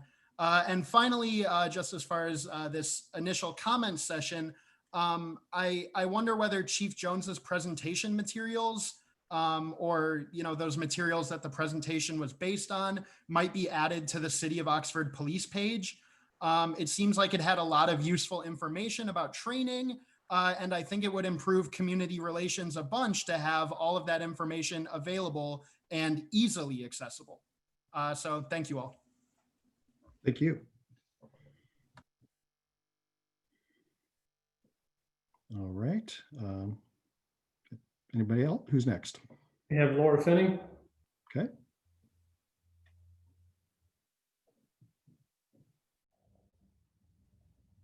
All right, Laura, you're live. Okay, can you hear me okay? Yes. Okay, as some of you know me, my name is Laura Finney and I work for your Oxford Police Department. I'm a city resident as well, having lived in the city for the last 15 years. I've worked in police work for 27 years and have been at Oxford PD for 24 of them. I currently am a lieutenant. Part of my duties for the department are community outreach, and in that work, I write a considerable amount and then edit some more after writing. I consider there to be a lot of strategic writing required, which is concisely imparting an important message in a way to so that every reasonable reader can understand it. When writing on behalf of a public entity, I think it's important to ensure that each word is closely examined for many reasons to avoid offending hundreds of different perspectives out there, the general backlash, and to avoid legal implications. Each word does matter. Each word is often examined by the reader and debated, and it will have to be defended by me, representing the department, and God forbid, defended by the chief, which I try to make sure never happens. So it has happened where I've spent 30 minutes creating and editing just one sentence in order to make sure that each word was sending the right message and impenetrable to scrutiny. Every word opens up a challenge in its definition, its implications, and its potential unintended consequences. That is what stood out to me when I read one of the subsections of the new proposed legislation, amending the ordinance of 525-12, dereliction of duty. And although I understand, appreciate, and totally support the passion behind the legislation, when we're proposing any kind of changes, the language really does matter a lot. I think the city can do better in how this is written. I would like to first address section 3 and the wording therein. It seems incomplete to me. It leaves more questions for me than anything. I'm struggling to find definitions. When creating and writing law, it is common or standard practice to include legal definitions. And my first thought is, after reading the ordinance, was to seek definitions for what is excessive force and unauthorized use of force. We've all commonly held societal standards of what those are, of course, but legally, how are those defined? And what's the measure that an Oxford police officer is supposed to go by? A couple of reasons why I worry about it. Will it be defined based on findings of an internal investigation or based on someone's opinion? And whose opinion? We back up other police agencies within Oxford. And the way it's written, the ordinance seemingly would apply if police officers from Miami PD, Butler County Sheriff's Office, or Oxford Township PD had a use of force situation in Oxford and we were their backup. What if they were using a type of force that was not authorized under OPD policy, but is within their scope and is authorized and permitted under their own department policy? This puts the OPD officer in an impossible situation indeed. So typically our policy and procedural manual outlines specific directives for our actions and behaviors. But since you're placing such specifics into law, every one of these words in this ordinance has to stand the test of criminal court and civil court proceedings. Every one of these words will be subject to dissection. And I thought I might see more than one relatively short sentence dedicated to this. I thought I might see words put together such as like objectively reasonable or persons of ordinary sensibilities or unconscionable, things like references like that, stuff like that. So what I think we need is clarity and not ambiguity, which I think it is. And I think it's rushed. The city has left this section open for interpretation. And to me, that makes it incomplete. Also, I would advocate adding verbiage to section 2 to include, unless in the circumstance of deadly force. I'm not sure how many fights anyone here has been in, but it can be a humbling and frightening experience. No police officer I know enjoys a one-on-one ground fight. It's filled with disadvantages and risks for the officer. When I read this ordinance, I think of how this affects me and how it affects my coworkers when we are in a ground fight and we lose our radio, or we lose and cannot get our gun, and we fear for our life. And if I'm in this position and I'm exhausted, and I'm in my upper 40s, and I would hope that if I'm in fear for my life, that you would not want me to think twice about using a chokehold to save my life. I understand looking at it critically as a larger nationwide concept, that's what you're doing, and that's good. But we're looking at it, me, as a possible last resort for my life. So I would just ask to consider not to take that option away from me. So anyway, I appreciate you listening. I've always been proud to work for the city of Oxford. I'm proud of our officers. I'm proud of the job that we do. I agree with what Chief said. We will continue to work hard for our community, and we truly do care about this community and that we are invested in. We do good work here. I believe in it, and I want to publicly commend our men and women for that. So thank you. Thank you. And thank you for your years of service to this community. You're welcome. All right. Mr. Perry, do we have a third hand raised? We've got another hand raised from Heidi Schran. Okay. Heidi, you're live. Good evening, everybody. Thanks for having me, and thanks for all of your service. I wanted to address the, first of all, the guests, Dana Cox and Gwen Fier from Miami, and their plan that everybody on their committee and all of them have been working on seems like they are wanting to be consistent with the city of Oxford. And Governor DeWine today just announced that counties that are alerted red or purple would also have a mandatory mask in public places mandate. And I just feel like these are great moves towards protecting our community, but that leaves some gaps.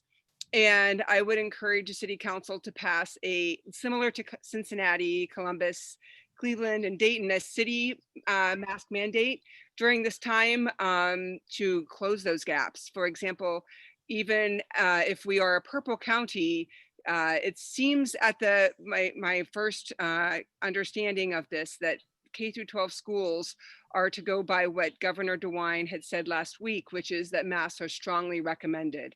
And what that means is that the Talawanda School District then is left to, without leadership, to decide whether or not that they are able to mandate masks or not. And in a polarized district, that can be a very difficult thing to do. And to be consistent throughout the city, the city of Oxford, Miami's campus, and the Talawanda School District, I think it resides on the city council person's shoulders to help pass that mandate. Also, Butler County could do a wonderful thing and improve there and become orange or yellow before August. But then the mask requirement would not be in place whenever all of the students come back for uptown areas. And that would be an important time to have the masks mandate in place. So I encourage City Council to consider passing a mandatory public space mask or facial covering mandate throughout the city of Oxford, including Talawanda schools. Thank you very much. Thank you. All right. Mr. Perry, do we have any other? Yeah, we've got Trey Petrella, who's live now. All right. Hi, everyone. Can you hear me? Yes. Okay. My name and address. They know where I live. So I apologize. Yeah. So my name's Trey Petrella. I am adding comment to the Oxford City Council here, as well as our guest speakers.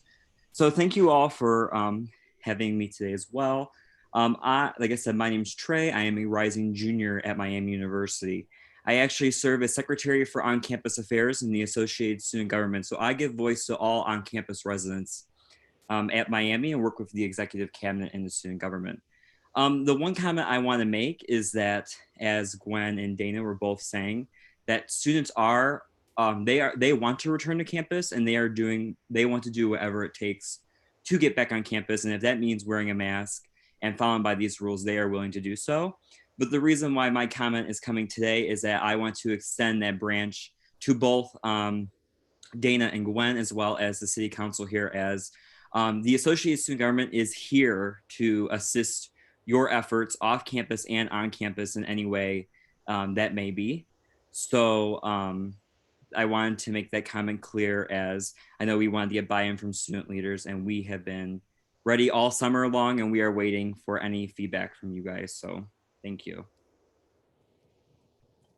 Thank you. I appreciate you coming or speaking tonight. All right, next we have Nicole Fez. You're live now. You can repeat your name pronunciation. I apologize. No, you did great. Can you hear me? Yes, we can. Great. So the name is Nicole Thez. The address is 16 Fox Run Circle in Oxford. I would like to, first of all, thank everyone for taking the time also to listen to community comments. And so first of all, I would like to second Heidi Schran's comment about having something in place. And an angle that I've been concerned about is if we have a change in status and say masks are no longer mandated, I'm a little bit concerned about possible time lags in the city being able to act.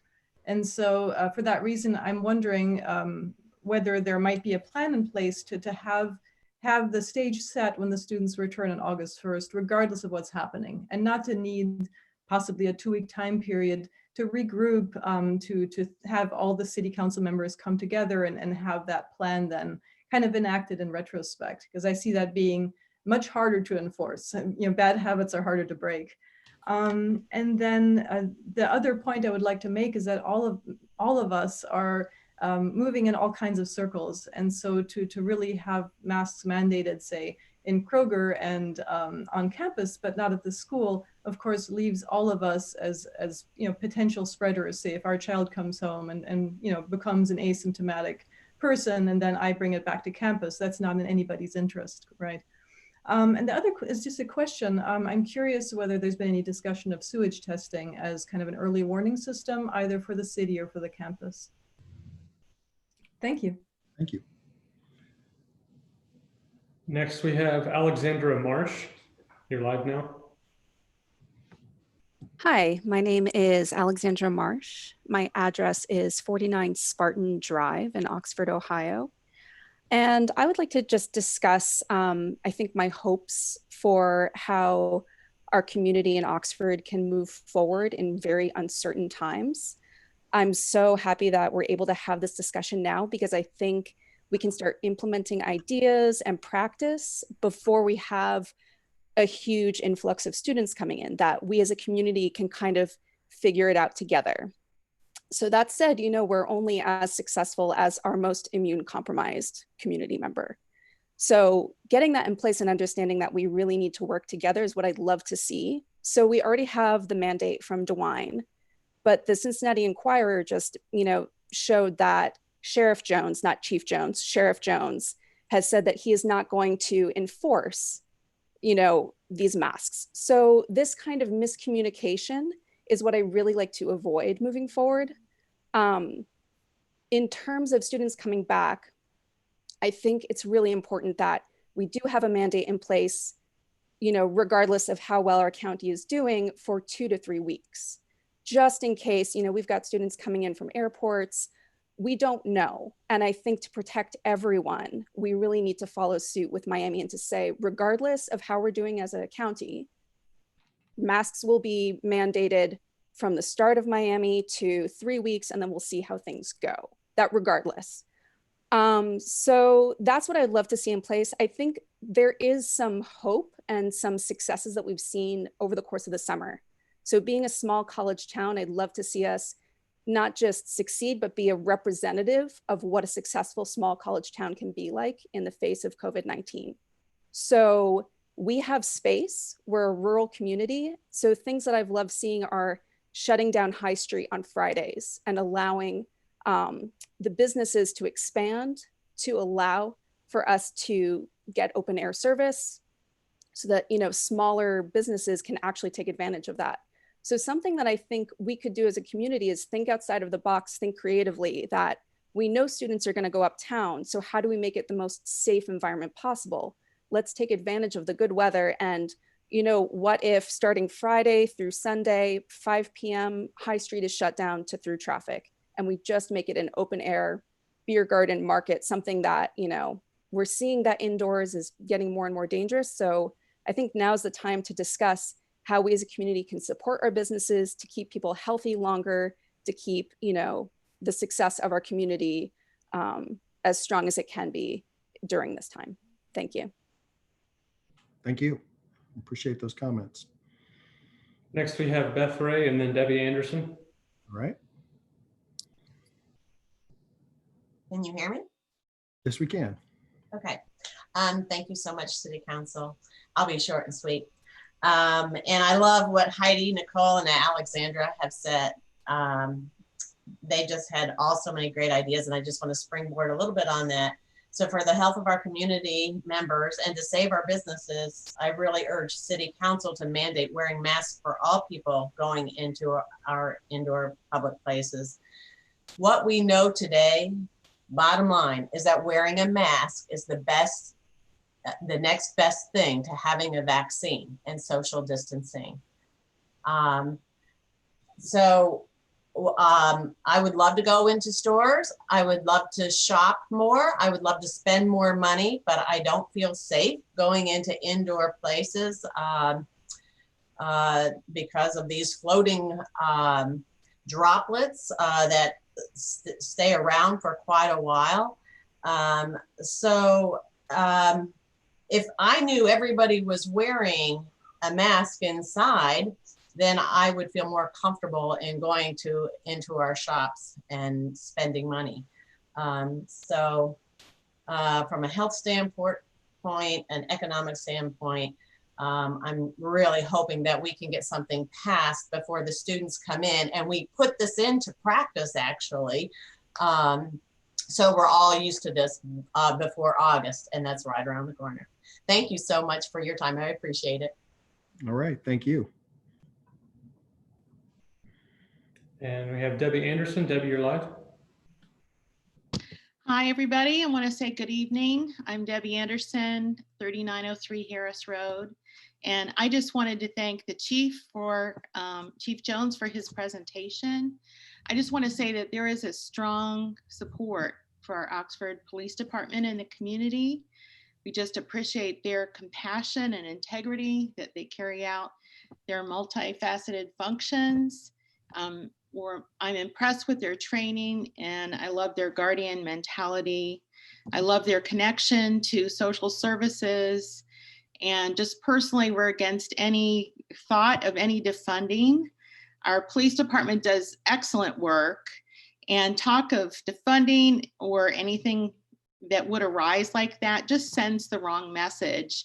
It sounds punitive to a department that is really functioning excellently, and they need their resources to continue that high quality. And that's what we all want as members of this community. Thank you so much.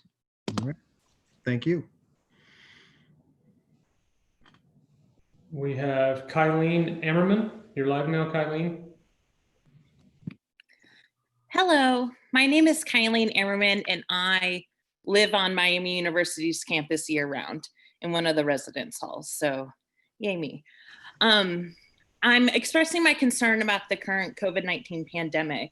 I'm in support of the resolution to request that Governor DeWine implement a statewide requirement for wearing cloth masks or face coverings. In the letter, there are many important factors that put Oxford residents at risk. It is true that the health of Oxford and Miami University will depend on a safe return of students to our campus community. With this return, the resolution mentions that perhaps, especially young people, may likely not wear masks absent of a requirement. I also agree with that statement. Requirements are preferable to a patchwork of local regulations. However, Governor DeWine stated during his press conference on Thursday, July 2nd, that he has been asked by the General Assembly to instead provide a way to pinpoint where areas have growing case numbers in order for local governments to take care of the issue that best fits them. Governor DeWine stated, we're giving local elected officials, people who represent people at the local level, the data that they need. So look, if you're Red County today, you got to be looking at that and saying, okay, what else can we do? He went on to say, we are at a crisis stage in Ohio, and this thing could go one way or the other, and we can control it collectively by what we do every single day. So this is a crisis. We cannot describe it any other way. As the elected local officials, Governor DeWine has left you all to take actions. We have the data. Governor DeWine stated that the average new cases in Butler County per day doubled. This increase is not simply due to increased testing. The other healthcare data suggests otherwise. Outpatients visits in Butler County has nearly doubled, and the number of COVID positive patients in the Southwest region's hospital beds and ICUs have also doubled since the second week of June. Butler County, as we all know, is now at level 3. And I'm very excited that he said that we need to now have face masks now that we're at level 3, but we may not always be at that level. It is clear that the Oxford City Council needs to make a decision on wearing masks. It's more than just sending a letter. Governor DeWine has clearly articulated that the decision is yours. I agree with Governor DeWine. We are in a crisis stage, and this thing could go one way or the other.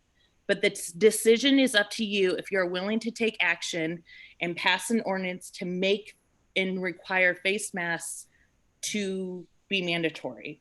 I implore you, for the health of the community that I love so dearly, you take action. Thank you. Thank you. All right. We have 2 call-in participants, so I wanted to give the option to speak. I'm not sure if they have the ability to raise their hand, so I can't tell if they want to talk. The first one has the last 4 digits of 2566, and they would have to state their names. And their address. And address. Thank you. No comment. Thank you. Okay. The next one has the last four digits of 3493. Yes. Please state your name if you have any comments. I'll take that as a My no. name is Sorry, let me try that again. closed out from the Zoom. If you can you try that again, ma'am?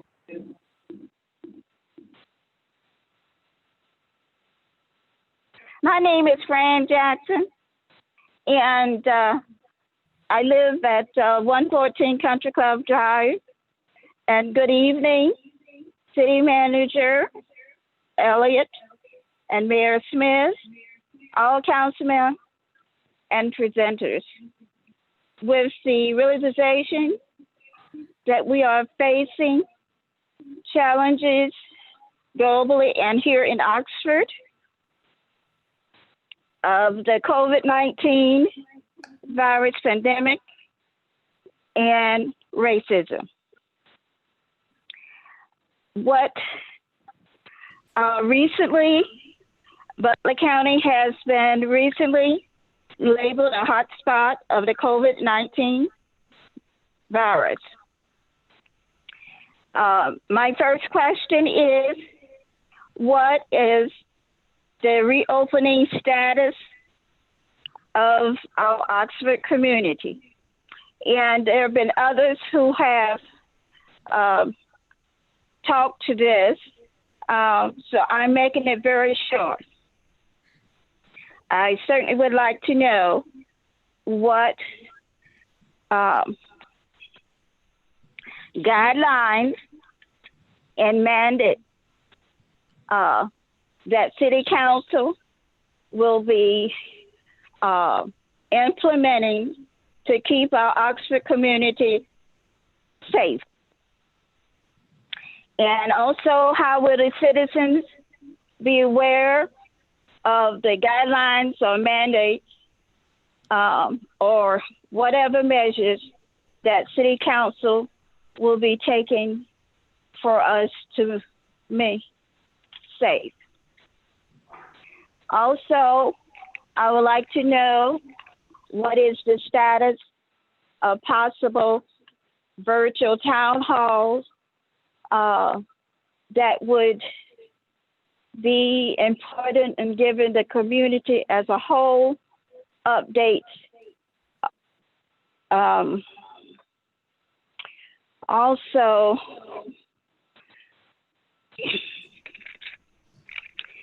I would like to just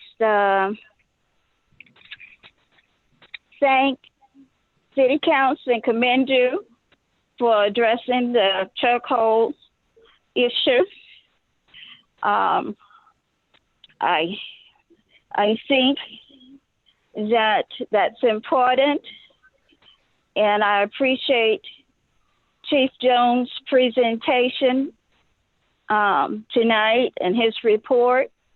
He has given a lot of information, and I'm wondering how can it be distributed or put so that it is visible for the community as a whole, maybe on your web page or something, some of the information that you shared. I think we really have much still to do. There are still issues in Oxford with the police. I also would like to thank the doctors Cox and Fear for their presentation. Okay. I'm going to end right there because I did have more to say, but most has been addressed. The issue of the mask, I think, is extremely important And I think the leadership of city council should come into play in mandating masks for the community. Thank you so much for listening. Thank you, Mr. Jackson. We really appreciate your comments. Hopefully we can get as many answers as the meeting goes on. If not, we'll get back to you. Thank you. Okay, we've got 3 hand raises. I'll start with Amber Franklin and then Amy Shaman after Amber. All right. Okay. Amber, you're live now. Okay, thank you. My name is Amber Franklin. My address is 1211 Dana Drive. I'm a member of the Oxford Police Community Relations and Review Commission. And I wanted to talk about trying to improve the complaint process that we currently have. Amber, you're just a little bit muffled. I don't know if you have something blocking the microphone. Am I any better now? Yes. Okay.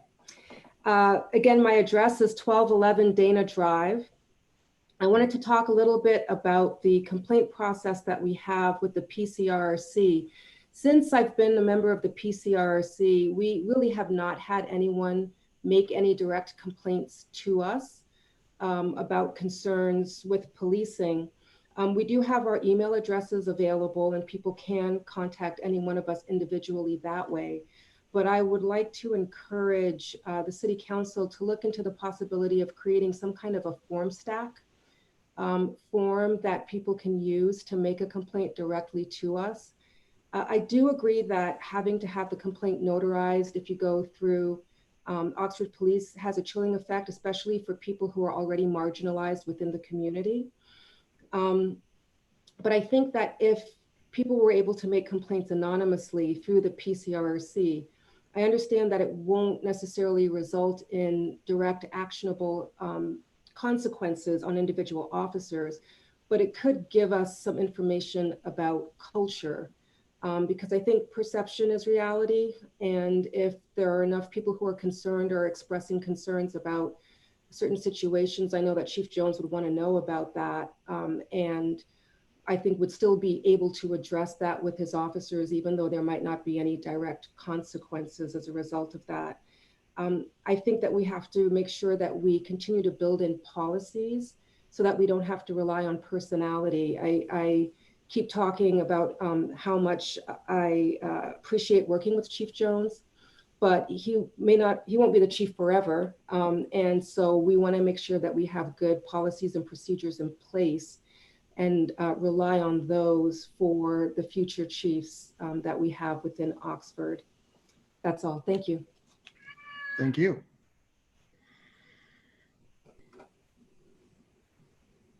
Okay, Amy Shaman, you're up. Good evening. My name is Amy Shaman, and I'm speaking tonight on behalf of myself and my husband, Jason. We reside at 11 Heather Ridge Court. We are commenting, as are a number of other individuals tonight, about facial coverings. And we appreciate the letter to the governor, and we appreciate what the governor did today. However, we feel that our town is best suited by a requirement that is irrespective of the status of our county. We know that this is highly transmittable, and the goal is to keep as few people sick as possible, to keep our economy thriving as much as possible. And we need to prevent this disease transmission in order to achieve that. Waiting until we're status 3 to require masks only sets us up for a constant cycle of ebbs and flows, changes to regulations, difficulty of enforcement, and a larger number of people who are likely to become ill. We would like to encourage council to not only consider writing a mandated face covering, but considering writing in that mandate that it would be enforced as long as the WHO considers us to have a worldwide pandemic, and that should the United States significantly improve our situation and we no longer need to do so, then council could have a follow-up resolution to change that time frame. Thank you very much for considering this. Thank you all for what you do for our community. All right, thank you. Amber, I see your hand again. Did you have another comment? No? Okay. All right. That's all we have. Mayor Smith? All right. Ms. Eaton, did you want to read any of the emails or letters we received electronically, or at least reference them quickly? Did receive 31 comments. Most of those comments have already been made tonight regarding the wish that council would mandate the face masks. We did receive one that was strongly against it from Mr. Russ Jones on Tenney Court. Some of those 31 have already spoke this evening, but I'd be glad to read the names if you would like. I think given the late hour, we will merely include them in future minutes. They will be in the minutes, yes. And we will move on to the consent agenda. Can I have a motion to approve the consent agenda, please? I'll move it. Move approval by Mr. Snavely, second by Mr. Prithrick. Are there any items to be removed tonight? Yeah, I'd like to remove A. I don't know how we could possibly vote on something we haven't seen. All right. So I'd like to table A until our next meeting when we actually see the minutes. Okay.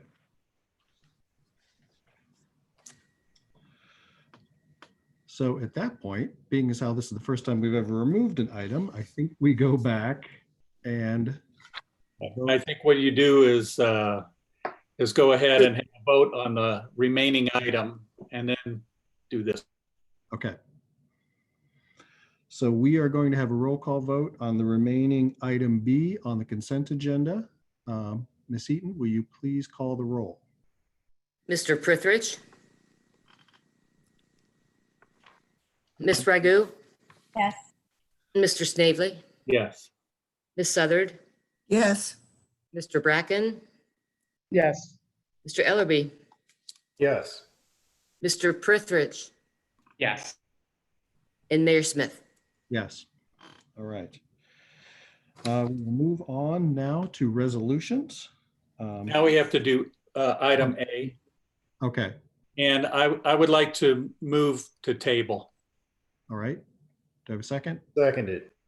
All right. Second by Mr. Ellerby. Ms. Eaton, will you please call the roll to table item A? Ms. Ragu? Yes. Mr. Snavely? Yes. Ms. Southard? No. Bracken? Yes. Mr. Ellerby? Yes. Mr. Prithridge? Yes. Mayor Smith? Yes. And just for the public's benefit, item A had to do with the minutes of the last meeting. They were somewhat hard to compile from our electronic format. So Ms. Eaton has been doing the best she can, but she's a little behind with everything that's been going on. So that's where we are with that. So now we will move on to resolutions. So Ms. Eaton, when you're ready, please read the first resolution. A resolution approving the contract between the City of Oxford, Ohio and the Oxford Police Officers, Fraternal Order of Police Lodge 38, and authorizing the city manager to sign the contract on behalf of the city. May I have a motion to adopt? So move. Seconded. Snavely, seconded by Ms. Southard. Mr. Elliott? Thank you. City Council voted at the June 16th council meeting to accept the fact finders report between the city and the police patrol unit. The outstanding issues were wages, of course. We also had increasing the minimum court time hours paid from 3 to 4, removing the cap on sick leave accrual, removing the residency requirement, and allowing members of the SWAT, detectives, and canine patrol to take their departmental vehicles home. So council approved that fact finders report. We placed those changes in a revised collective bargaining agreement, and you have that collective bargaining agreement in your packet. I might share with you that the union has already signed the agreement, so I'm recommending that City Council approve it so we can sign this contract and move forward. If you have any questions, I'd be glad to answer them. All right. Mr. Perry, do we have anybody from the public who would like to address this resolution before council? There are none. Thank you. All right. Actually, there's one that just popped up. Okay.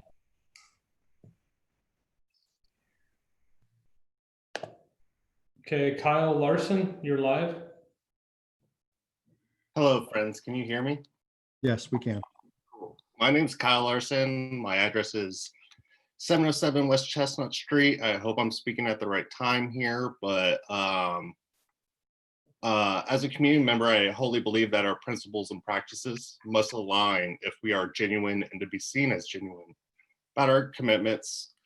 And so I'm curious about if City Council can table this resolution given the previous discussions we just had. For example, I have deep concerns about the misalignment between principles and practices as seen here. For instance, the complaint reporting process has been discussed. I'm especially thinking about how formal complaints must be explicitly signed by the individual and how informal complaints seem more like workarounds. Like, I understand this mechanism is reportedly meant to deter false reports. Why I more urgently recognize that this very mechanism has been used, for instance, during Jim Crow, to silence Black people and other people of color from reporting about police contact to, well, police who would then terrorize them. I do not think that this history can be ignored if Oxford wants to be concerned with what Chief Jones just identified as procedural justice. And I love that he highlighted this. But this contract appears to allow this history of procedural injustice to continue repeating itself. So it seems that we already have a contradiction between the principles expressed by Chief Jones and the practicals outlined in some of this contract.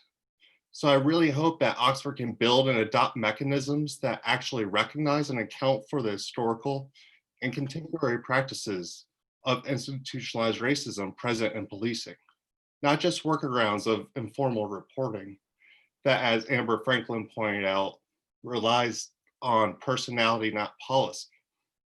And that's just one example for why I would support tabling this resolution so that the Oversight Committee could review it to align principles and practices. Thank you. Thank you. Well, if I could answer that, Mike, this agreement has nothing to do with the complaint process that we discussed earlier. That's a separate issue. This contract deals with wages, benefits, and working conditions. We're legally bound to follow the collective bargaining law. We went through the first 3 steps that's required under the law. The first one is to negotiate a contract. We were unable to reach agreement. The second one is then to mediate it. We did not reach an agreement then. The third step was fact finding, and both parties agree to the fact finder's report. So as I said, those changes were rolled into it. We had a final step that's in effect for safety forces, and that's binding arbitration or conciliation, where a third party comes in and makes a determination based on our final offer. So we avoided that step. So I'm not sure what delaying this would do. We have an obligation once the contract is signed to get it to CERB, and we have to file some other paperwork. So, we did accept the fact finder's report. The complaint handling process is a separate issue. We have other management rights that we have. There's the budget to talk about. Those things are not part of this agreement. All right. Let's move on to council discussion. All right. I think I saw Councilor Ragu's hand first. More comments specifically about this, but I don't believe the public comments was done yet. And I think that if protocol is going to be followed, it should be followed by everyone. And it also looks like there's someone who's still from the public who has their hand raised. We do have a few hand raises that have just, about the time you ask Mayor Smith, the hands aren't there, and then they pop up right when you get done asking. So Brendan Humphrey, who spoke earlier, if that's okay, he's live now. Okay. Can I be heard? Yes. Okay. So I would like to voice my concerns about this FOP contract and the process by which it was negotiated. And in particular, I question whether the city council actually had a meaningful opportunity to shape contract negotiation goals at all. And I wonder how this process could be made more transparent in the future. And because of this lack of transparency, I feel that Oxford citizens and the PCRRC, for example, have not had enough time to review this contract and understand what the city of Oxford is agreeing to. So to speak to what Mr. Elliott said, that you're not sure what, what delaying this vote would do, I think it would at least give us some time to, look over that contract and understand what it really says and what we're agreeing to. And so accordingly, I ask that the city council table this resolution and delay a vote on the signing of this contract until Oxford citizens and the PCRRC have had more time to review the contract and understand what's being agreed to. Thank you. Thank you. Okay, next we have Justin Chandler. Can you hear me? Yes. Okay, so I'm Justin Chandler. I live at 106.5 West Chestnut Street. And I'm grateful about the chokehold ban and the duty to intervene policy being on at today's meeting. And that's something that I voiced my support for at the last meeting as well. And I'm excited for the possibility of the community working groups with police and representatives and citizens that was discussed earlier. But I am also a little disheartened to hear that City Council will also be voting on a resolution to approve a police contract. I think that as we continue to grow in our awareness of systemic racism and the ways that it affects our institutions and policies, more and more people are wanting transparency, and they're wanting a better understanding of how these institutions operate in their communities. And it was my sincere hope that Oxford City Council will do whatever it could to bring citizens to the table for discussions about police policies, so that we could learn more and provide our own perspectives before it went to a vote. I recognize that this may have been scheduled months in advance, and this is part of an ongoing contract negotiation. I also recognize that this isn't strictly about the budget of police, that it's a very specific contract that you're voting on tonight. But I think that as our elected officials, you make decisions on behalf of Oxford citizens.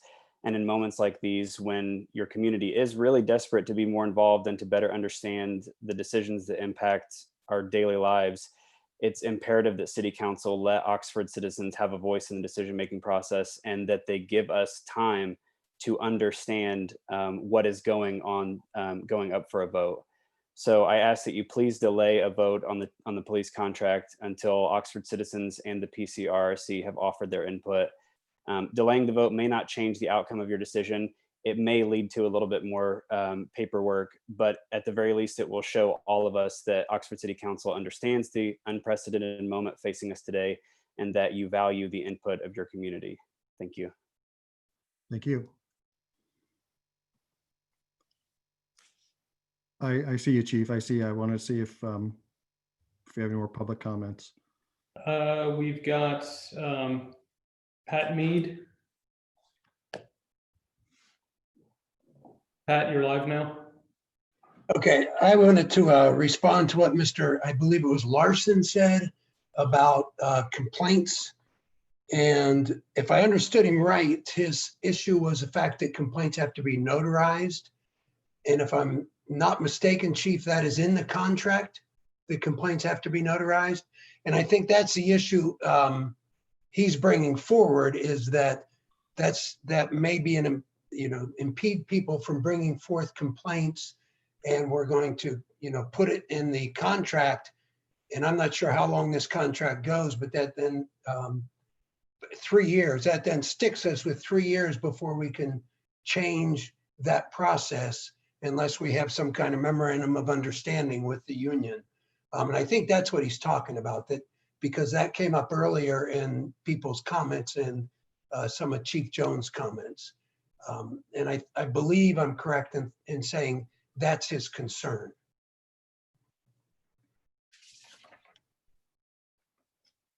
All right, thank you, Mr. Mead. Okay, next we have Jeff Robinson. Good evening. Thank you, Mayor Smith. Jeff Robinson with the Oxford Police Department. I'm a lieutenant here with the division. I am not a member of this bargaining unit, but I do want to offer my support for the approval of this resolution.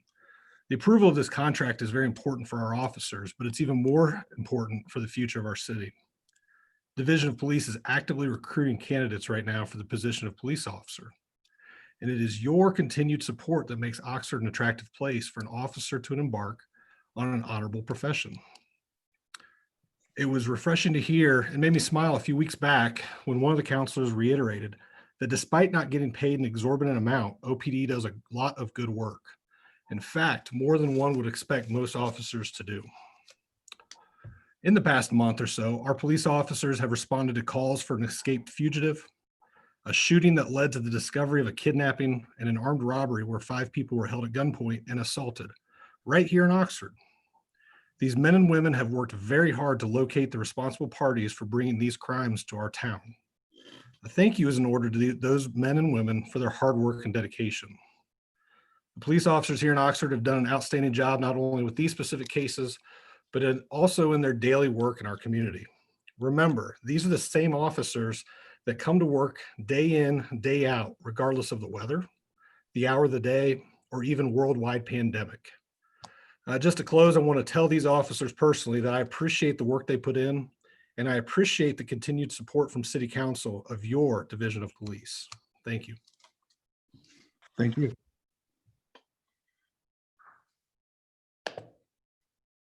Mayor Smith, I feel like I could answer some of the questions that Mr. Mead had, if you'll allow me. All right, go ahead, Chief. Yeah, sorry. I was trying to jump in there. I mean, I think it's important to understand. I was going to address Mr. Larson early on because he's correct. There is a portion in the contract that talks about having a complaint notarized.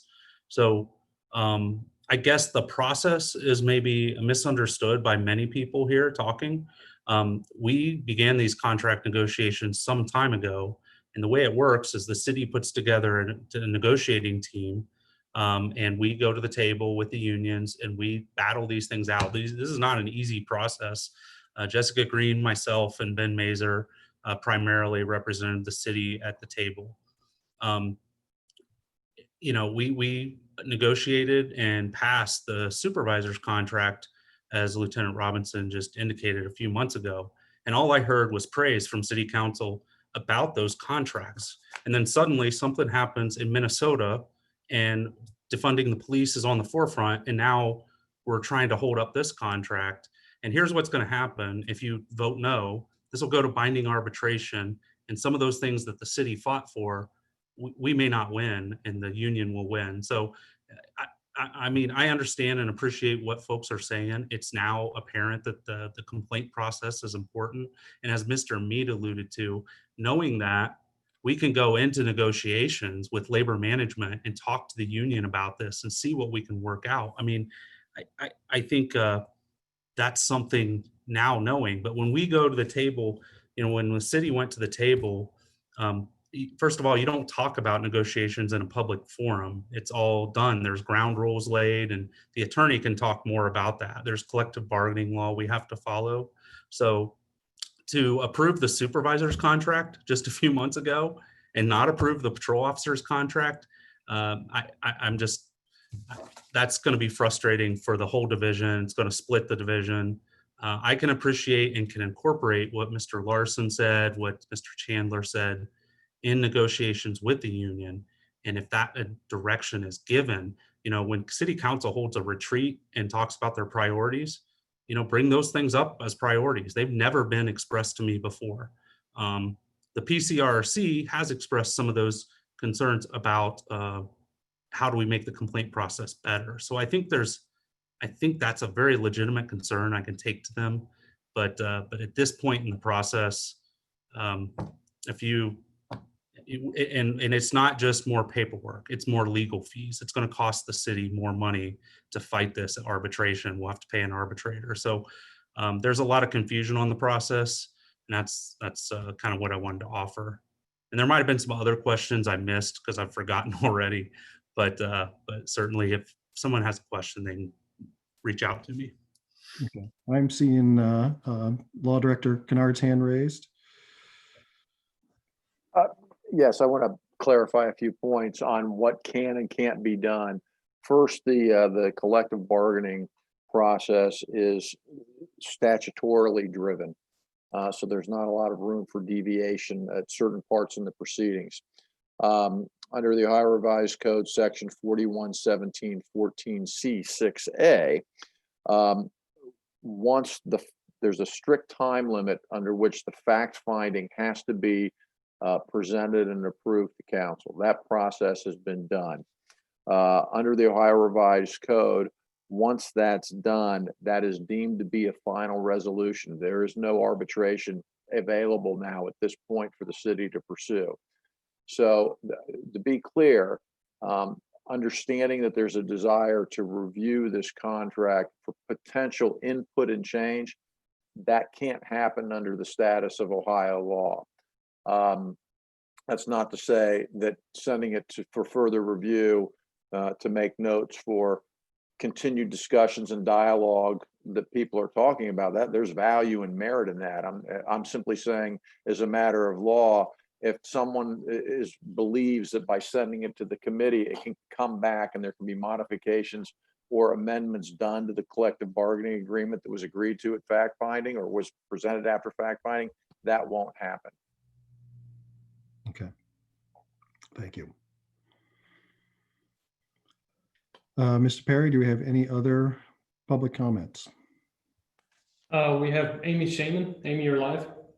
Hi, thank you. Again, Amy Shaman, 11 Heather Ridge Court. I'll be brief. I want to thank all that Chief Jones and his staff and team do to be a force for a lot of good in our community. I appreciate how much the police officers work to connect with those of us in the community. And I see in the agreement that one of the changes is to remove the residency requirement.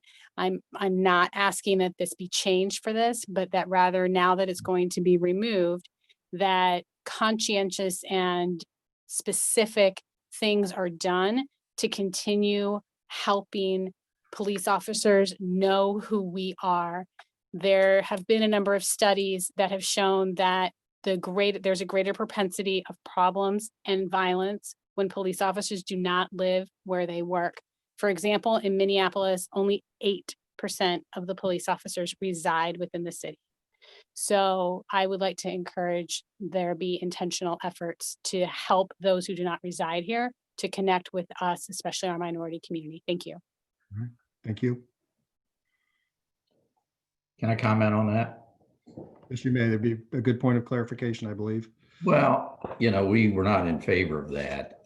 We had in the existing contract a certain mile radius, which pretty much covered most of Butler County, also extended into Indiana. And basically, we also said or live in Butler County. What's happened, though, is probably, I think it was maybe 2004, the state legislature passed a bill that prevented cities from requiring employees to live within the city limits. I didn't favor that because I think an employee should live here, be a part of this community, but that got passed. So things have developed over the time. More and more contracts have excluded this, and that's part of the reason why we didn't favor changing the take-home policy. I mean, why let an employee take a cruiser home when he lives in Miamisburg? How does that benefit us? So, we felt that we would lose that if we went to binding arbitration, and but I certainly favor having our police officers live in the community, and maybe there's some other ways that we can do it through incentives. Most of them will tell you that housing is expensive here in Oxford.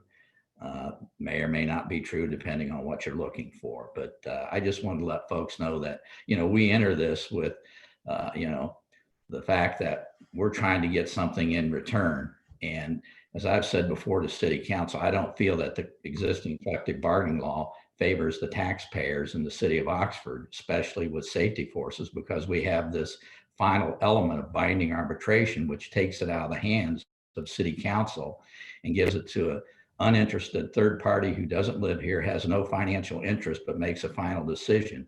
So we try to avoid that and reach an agreement. And as City Council knows, I now have a union being formed, has already formed in the firefighters department.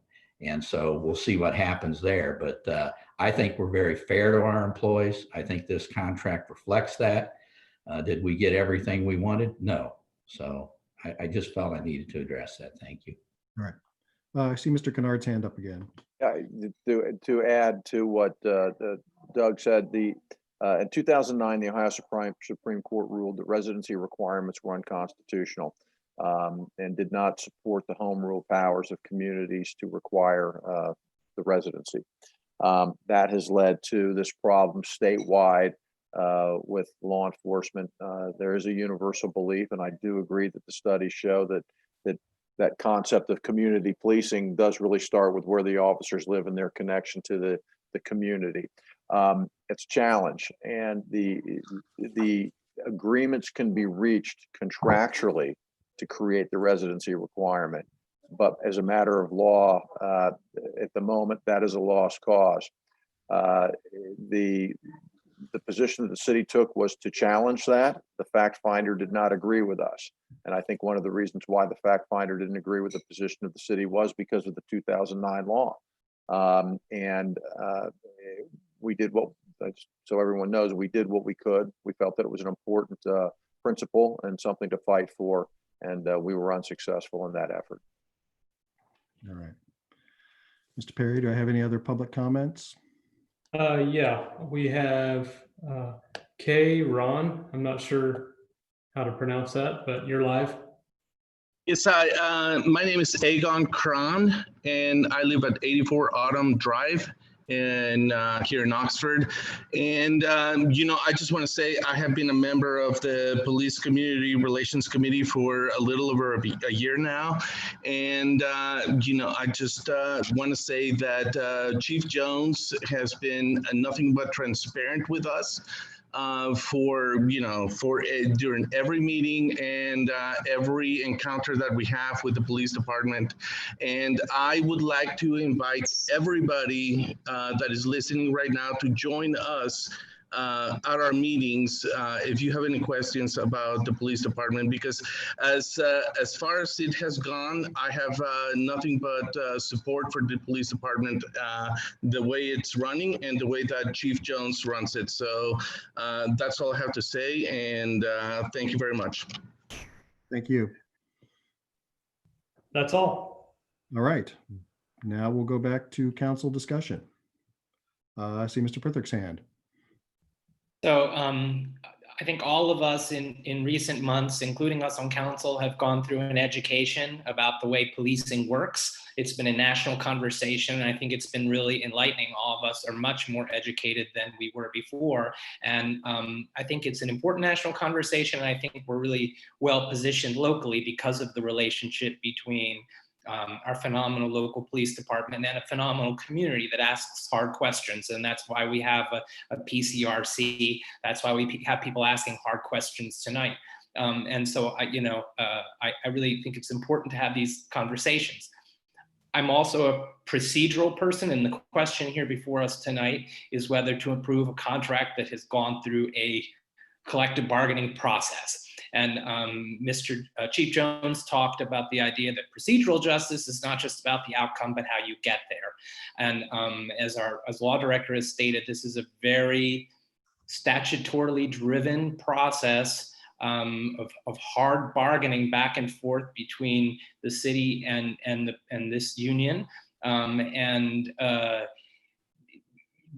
So I want to express thanks to all who engaged in that in good faith. And so while I think all these questions, we're now asking the question, what is the complaint policy from a procedural point of view? The conversation, the negotiation is over. I mean, unless we want to crack it back open. And so I'm a person who believes in having conversation and transparency, but I also, the benefits gained by having more time for people to read it won't change the outcome. So I hope that as we go through the next round of negotiations, we can, if there are goals the community articulates, that the city can bring to the table. But Chief Jones is right. Back in February, when we as council had a staff on our priorities, Chief Jones was saying, well, don't you guys have any issues with questions about the police? And we said, no, things are going pretty well. We'd like to focus on other things. So that process reflects the fact that, for good or real, maybe we missed some things and we weren't paying attention. But this process went forward, and this is where we are at the end of a process. So I appreciate the questions and the hard conversation. I think from a city councilor, it's important to not blow up the process and all the good faith negotiation that went behind that. All right. Anybody else? I see Councilor Bracken's hand. Jason, you're still muted. Sorry about that. So yeah, I don't recall being sort of brought in. So I wanted to get in a sense of and a lot of negotiations were already happening, I think before I even got here to council. But what role did council have in setting the direction of negotiation goals? I mean, is that not a standard thing that we set up here? Is that something that is just raised and put down in a single question? Shouldn't that be a more formal process in which city council sort of tries to direct that? And of course, there's still going to be negotiation. There's power on both sides, but I feel like we should have a role in directing that. You certainly do have a role, and given this conversation tonight, we will definitely have a discussion with the brand new firefighters contract on setting targets. Let me give you one example. The biggest contentious issue was wages. And we basically went in with the same wage proposal that we settled with the sergeants and lieutenants. It was similar to the wage increase that we gave this year for the non-union. And that of course is unilateral, which council adopted by the budget. And that was 3%. So we went in with 3 the first year, 2.5 and 2.5. The union asked for much more. And as city council knows, because we had several discussions in executive session about the process, and we talked about the fact that the union made it a goal, this union, the patrol union, of being 85% of what a sergeant makes. And of course, if you did the arithmetic, that equated to a much higher increase than we were willing to give, because it does have a budget impact. So what happened in negotiations, fact finding, is basically the fact finder split the baby and gave them 3 years at 3%, when we gave the sergeants and lieutenants 3, 2.5, and 2.5. So yes, you have some input. We'll need to more formalize it. We have in the past, and discuss it, detail by detail. But once again, as I think you can understand, it typically builds on what you have. I've been doing this for a long time. I've rarely seen a city be able to take anything back in a contract. The unions typically build on what they get. And I think that's the flaw in the process. But, I have to live with the world as it is. We had a chance to change the collective bargaining law, but I believe Governor Kasich really went too far. I would love to have seen that the final process conciliation is eliminated. As I think I shared with City Council, when I was in New Hampshire, we didn't have conciliation. Public safety forces were not allowed to strike. We still resolved it in fact finding. The way the process went is, once you got to the third step, fact finding, if you didn't approve it, then you went back and started all over. But the council had some final say in it. And so once again, we have a statutory process we have to follow. Certainly, I've gotten the message that you want to be more heavily involved, and you most certainly will be with the firefighters contract.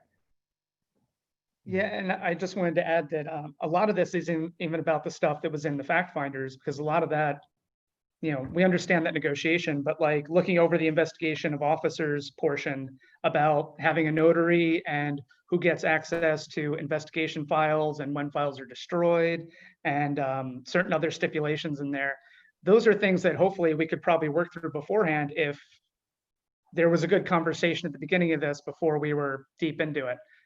Or if it had at least been presented in the fact finders and not now. But thanks. Yeah. Councilor Ragu? Yeah, I have a few comments. And I think under the pretense of this meeting was supposed to be canceled, that I'm not sure why it's so important right now that we pass it on this meeting. I remember Doug and Mike said that we should cancel this meeting. So I'm a little bit confused about why July 7th now. But as far as to what Lieutenant Robinson had said, he quoted me earlier whenever I had said that I don't believe police officers are paid an exorbitant amount. And I do think that they should be compensated well. This is not about a wage because police, there will always be a place for police when it comes to dangerous work, whenever it comes to detective work. That is, I think, pretty much undeniable. What has happened is that a light's been shown on a blind spot that we have. And this is something that none of us are experts in police. And so after the death of George Floyd and Breonna Taylor, we have been looking into this, and we've heard from so many community members that this is important, that they are seeking for justice. And this is something that even though we are not Minneapolis, we want to make sure we're doing everything we can to learn from others' mistakes with this issue and any other issue.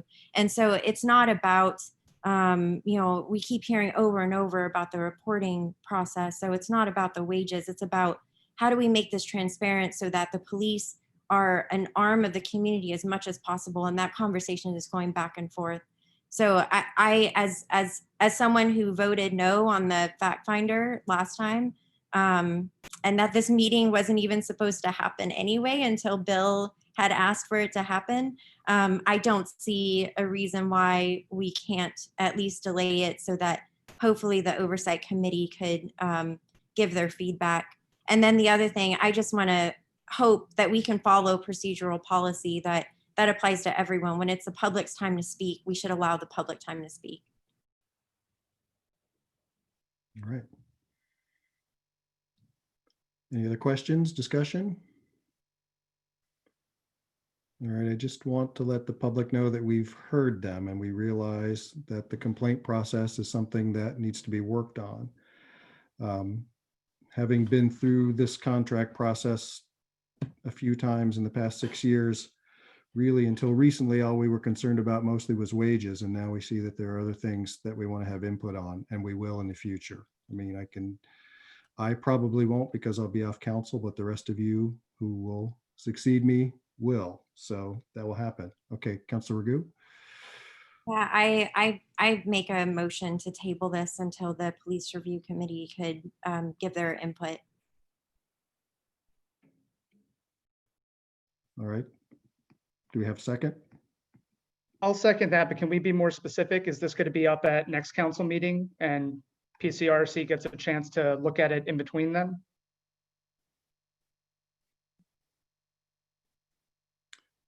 If that, I think that it would depend on if the police review committee would be able to have an emergency meeting. Because I know the next one that they're scheduled for, I believe, is August 20th or so. I understand that statutorily, this isn't going to change things, but I do like the option of having them look it over and think about it for the future. And so I do support that. So as long as we don't run into any of those deadlines that we were worried about, and Chantel made a good point that we weren't even supposed to have this meeting today. So I don't think that would interfere with it. So as long as it doesn't interfere with that, I would support it and second her motion to table. All right. We have a motion. We have a seconded motion. Ms. Eaton, will you call the roll on the motion to table this resolution, please? Mr. Snavely. No. Ms. Southard. No. Mr. Bracken. Yes. Mr. Ellerby. No. Mr. Prithridge. No. Ms. Ragu. Yes. Mayor Smith. No. So the motion does not carry. The resolution is not tabled. Call the question. All right. Ms. Eaton, will you please call the roll as to approve the resolution? Yes. Ms. Southard, Yes. Mr. Bracken, No. Mr. Ellerby, Yes. Mr. Prithridge, Yeah. Ms. Ragu, No. Mr. Snavely, Yes. and Mayor Smith. Yes. The resolution is adopted. We had some great discussion on that, and we have some things to work on for the future. Mayor Smith, Yes, Mr. Perry. I just wanted to recommend that maybe a 30-second health and wellness stretch. Turn your cameras off before Yes. you get into the next item. Or does anybody need a restroom break at this point? Okay. Leah, let's take about a minute if everybody wants to stretch, and be right back.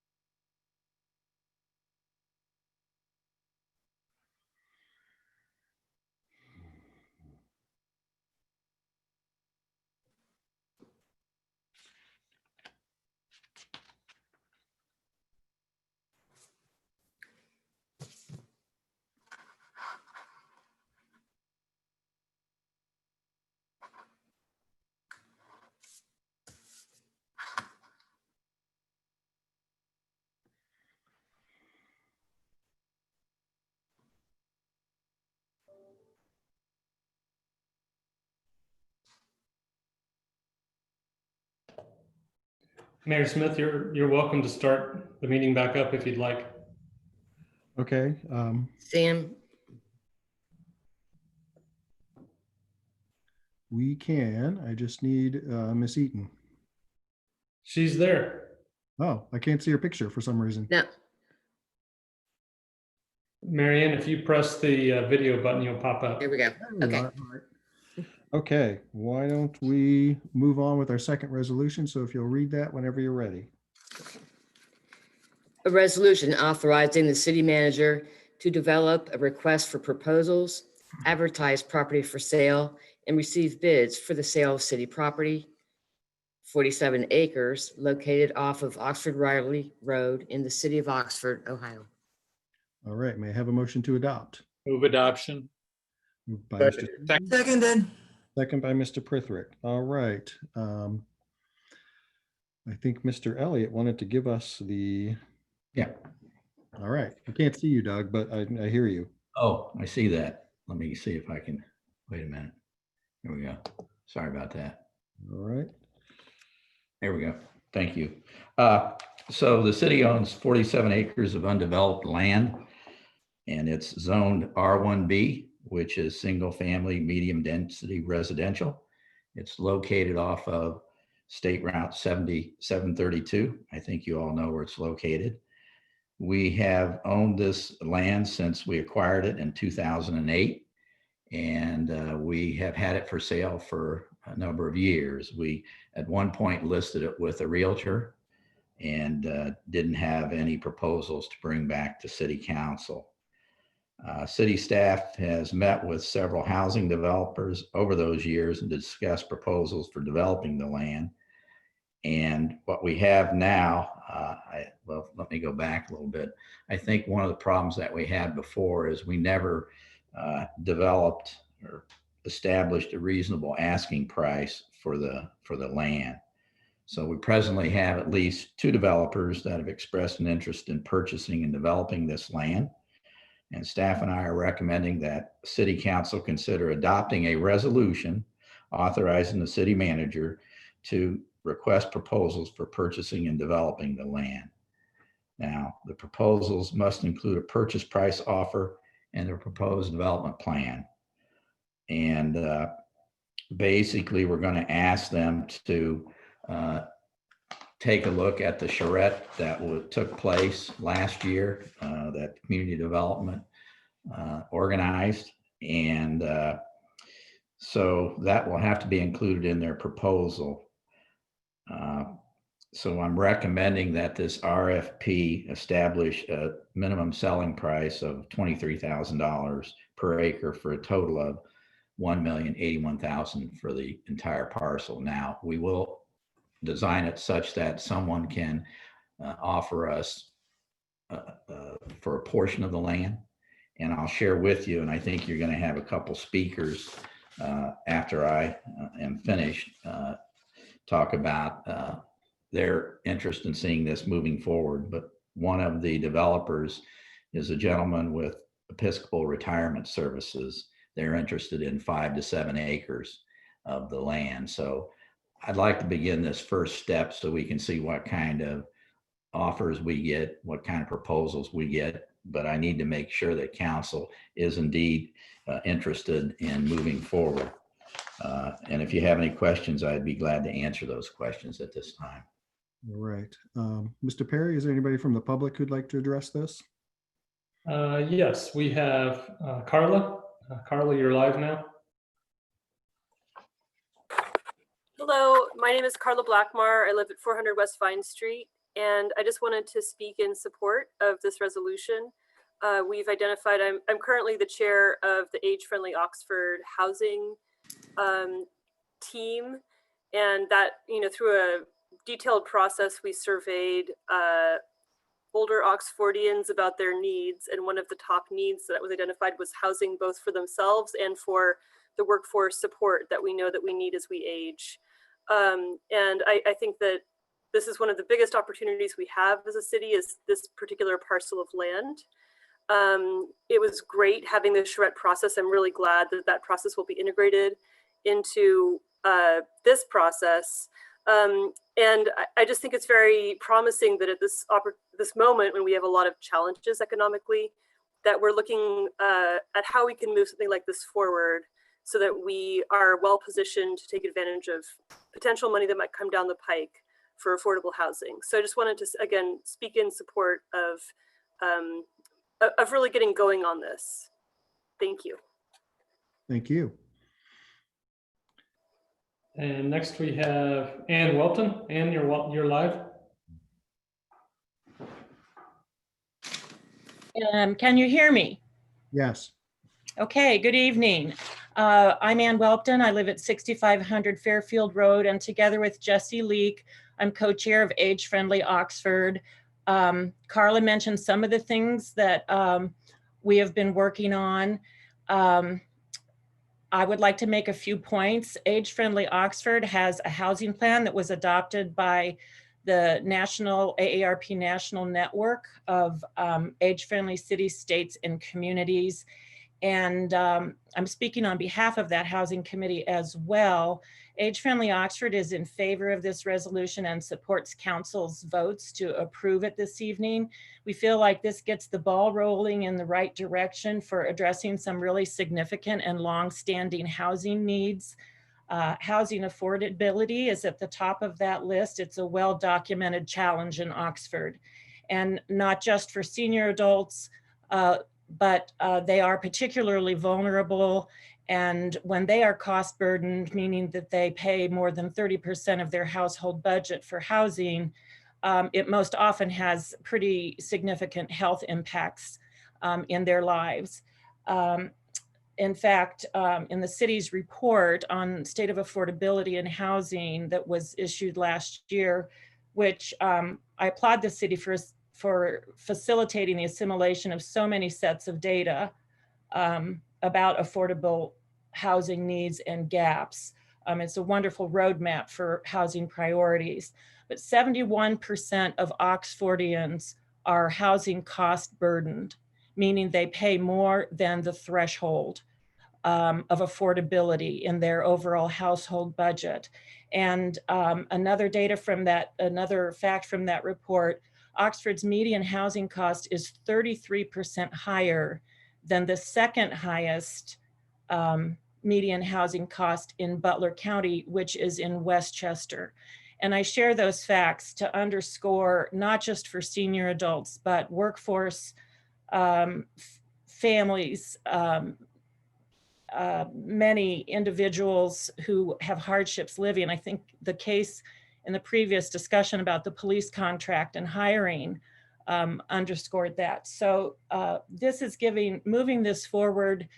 It often takes a lot of time, sometimes more than one try, to get the tax credits that allow for affordable housing, and seeking developers who are experienced at that and have a good track record at that can really help us move forward as well.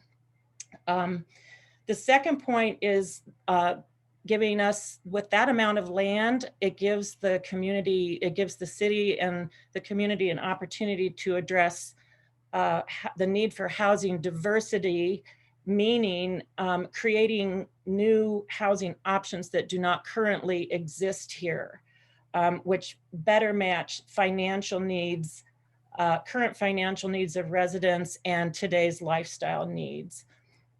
We've visited a lot of communities and looked at affordable senior housing rental complexes with amenities such as their own transportation and social workers that are affordable. Housing programs for young families and adults that are part of a rent-to-own program where they become homeowners. Condominiums at all price points. There seems to be a pent-up need for this with empty nesters and retirees, and also some who seek more high-end condominium lifestyle. Green neighborhoods, whether they're houses or apartments, units with clean energy utilities and preserved green space and communal green space for recreation, gardening, pets, composting, and those things, which are all cost saving in the end. I think the time is right. I must say, I am so grateful and humbled by all the things that have been discussed this evening and the responsibility that is on your shoulder, the urgent, huge, immediate needs that are in front of you. It's hard to focus on a long range, evolving need, but it's been urgent in a quieter way for quite a long time. Many of us have been working very hard for 8, 10, 12 years to try to crack this nut. There are developers, good developers, reputable, experienced developers interested in this land. It's timely in that the tax credit funding for 2021 is secure. That application process starts this fall. It's never guaranteed for the next year. It usually happens, but it can also be changed. So 2022 is less certain. So all said, I'll wrap up. The hour is late.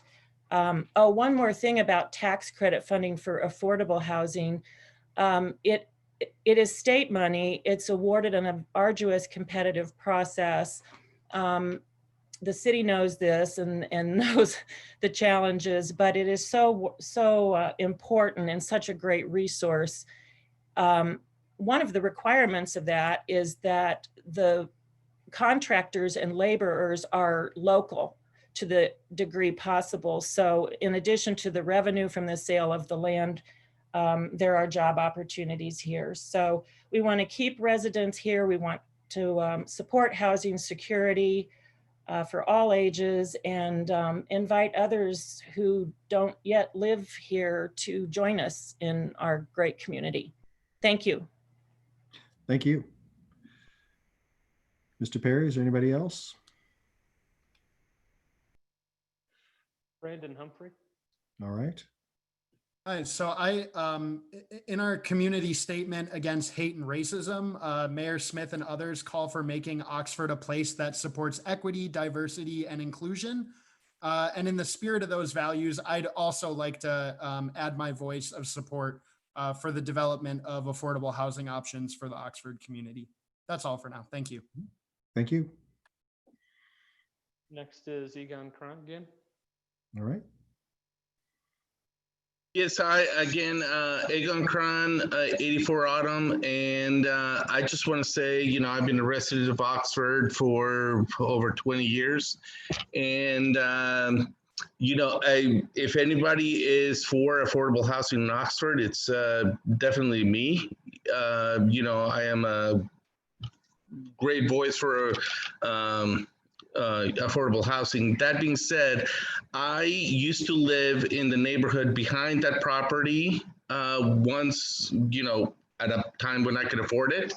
I just want to make sure that, the council takes into account what the development of, affordable housing is going to do to property values to those neighborhoods behind that property, because I knew that was a concern of mine at the time. So that's all I want to say. Thank you. Thank you. And that's all we have for comment requests. All right, let's go to council discussion. I see Mr. Prithrick's hand up. Okay, I just want to thank the city manager for moving this forward. There's an incredibly long history behind this property, and not all of it great, but one of the reasons why it sat for a while is that the city acquired it in a lawsuit and was hoping to recover some of those costs. But I think what we realized is that the penalty we pay for losing a lawsuit is different than the value of the land. And I think if we open up to what a reasonable value of the land is, then we can have developers who will look at this and think creatively. This is an incredible and historic opportunity for the city of Oxford to achieve some of its goals, but we need to do it really carefully. So I have a set of questions, and the city manager doesn't need to answer them right away, but I think having answers to them will allow me to feel confident, because this would authorize the city manager to dispose of the property, but how you get to the development proposal that everyone feels comfortable with is going to be a careful process. So, so some of the questions I'll have is is community development led and engaged the citizens on an incredible charrette process that many of us participated in, that I really think can guide the development. So the first question is, how does that plan, which people can find on the community development website, really guide the RFP and the selection of the proposals, you know? So this is goal driven. The second one is kind of who's on that team that does that selection. City manager, community development department, who else? I do hope that on council, like what role will we have other than just, I think it may come to a tough choice between two proposals. And as a councilor, I'd like to have a vote in executive session on if, some input on that. And then the final kind of question is that as it moves through the planning commission and all that process, how can that charrette plan, which was really, really an incredible document that community development put together, how can that be a document that's referenced by people on the planning commission and us to really guide it if it's a plan development or a subdivision or if there's rezoning involved. So those are kind of procedural questions that we don't necessarily have, but it comes down to a workflow of how do we get to the best development proposal for this site. And again, it's just food for thought, or if you have answers to the questions. Let me try to answer, but first off, I just want to add one thing. You mentioned that we lost the lawsuit. We settled out of court. So we settled out of court because we wanted to avoid a jury decision, and we wanted to have some control of the property. And we ended up, now we own the property. So we didn't lose that case. We settled out of court. So now the RFP, I'll work with staff to develop that, and we can certainly share that with council before we put it out. Now we'll have to basically advertise for bids. We will include in there the design charrette for guidance, but I want to see what developers, what ideas they come up with, because here's an opportunity for us to meet several housing objectives that other people have already mentioned in our comp plan, expanding housing options for seniors as well as the general populace, and providing some diverse housing opportunities as well as affordable housing. So, this is the first step. So once we advertise that we're accepting RFPs and they're going to be based on the design charrette, we may receive a proposal for the whole land, for all of the land, or we may get a couple, one for 5 to 7 acres, so on and so forth. So we'll have to come back to council for authorization to sell all or a portion of it. And that will require a 2/3 majority of council, which of course is five council members. So that's that step. If we get that far and they approve, then they have to go through the whole planning process. They have to submit their plans to the community development department, and then council has some say on that. As I mentioned earlier, it's single family, medium density residential. The one project that I talked about, it would not be single family residential. So they would probably utilize a PUD. There are a few other obstacles for our land. One is the sewer. There's a bottleneck. The sewer would need to be extended to, I believe it's Melissa Drive. And so that'll be some expense. So, we'll have to see if we only get one proposal to buy 5 to 7 acres, then we'll probably have to work out some arrangement with them to extend that sewer, because I'm thinking that project should probably be close to 732.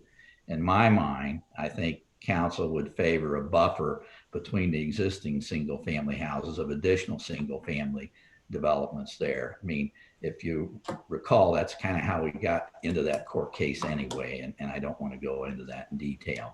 But so good questions, and but we've had this interest shown. They're anxious to provide us a proposal, but I said, I have to offer it to the public. I can't just go to council and say, let's do this one deal.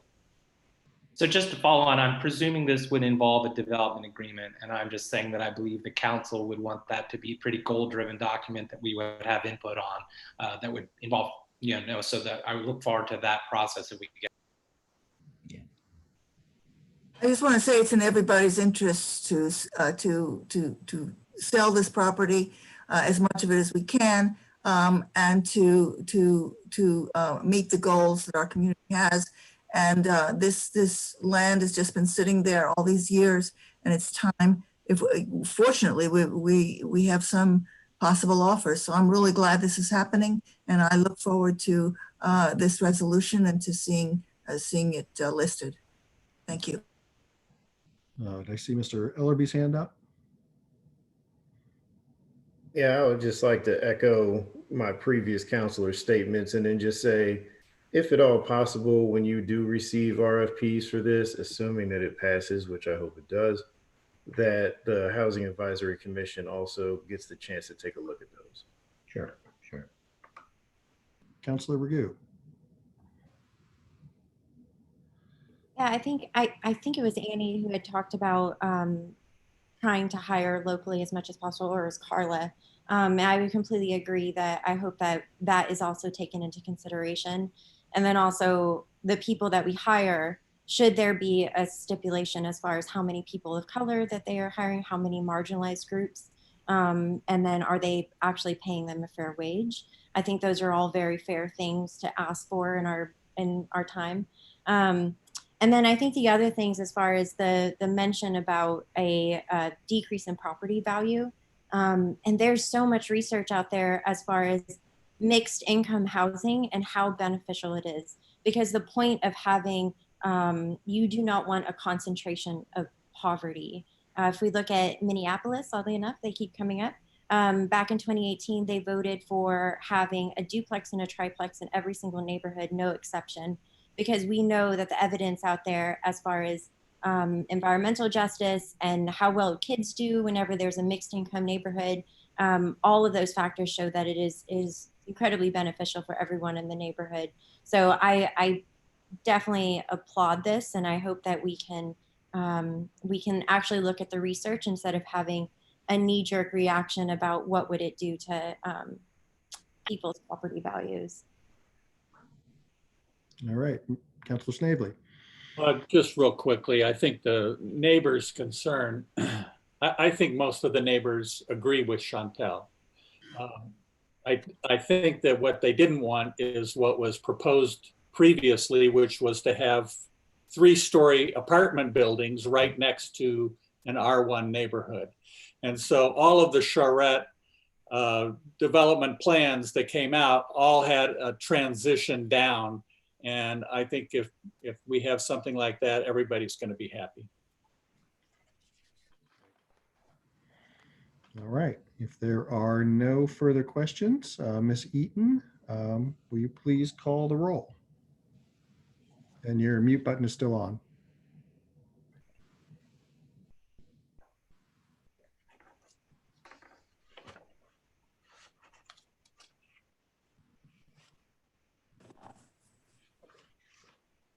Mr. Bracken?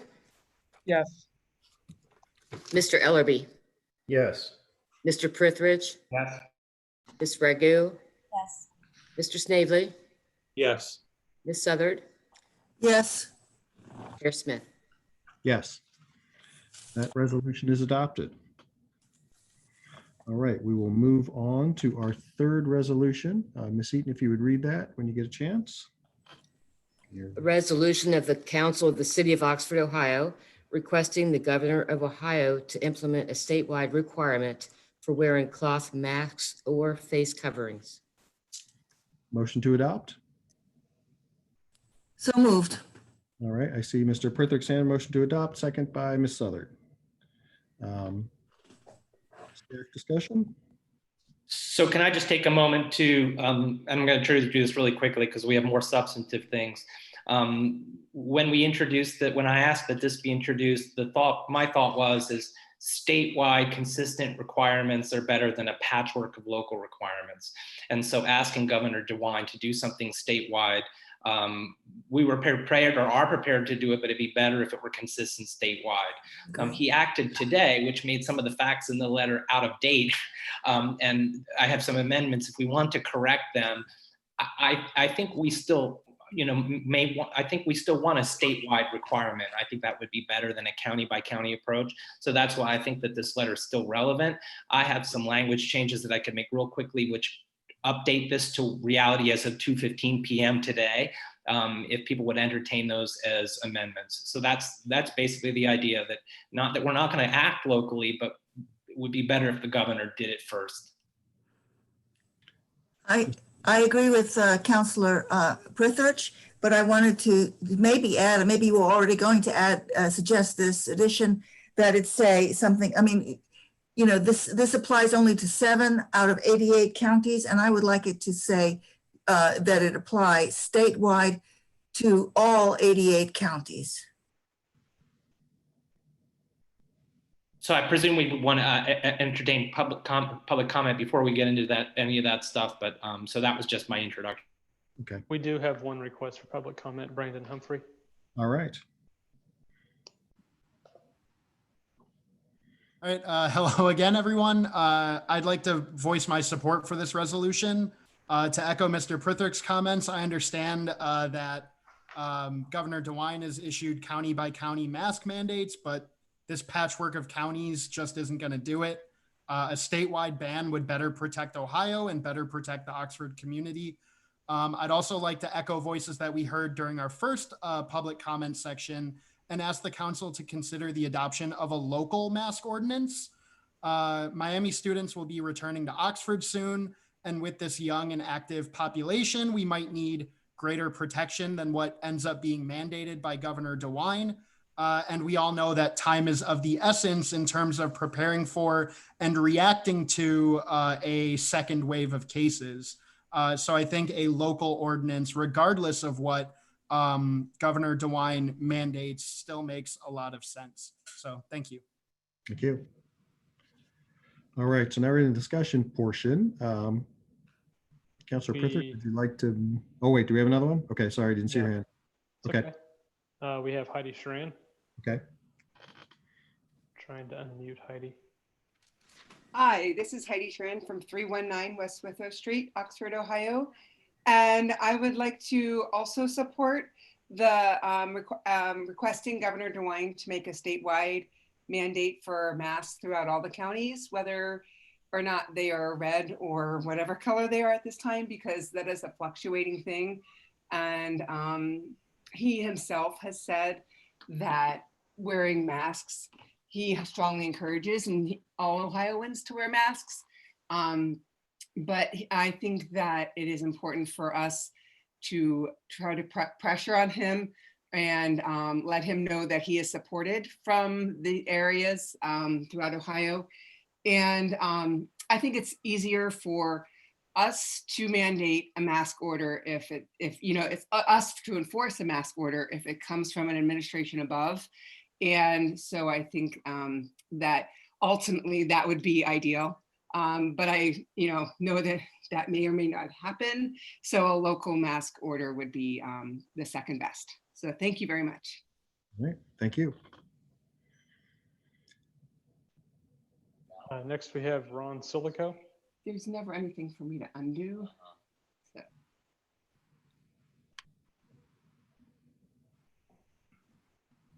Hello, can you hear me? Yeah. Hi, Ron Silico, 6244 Hester Road. I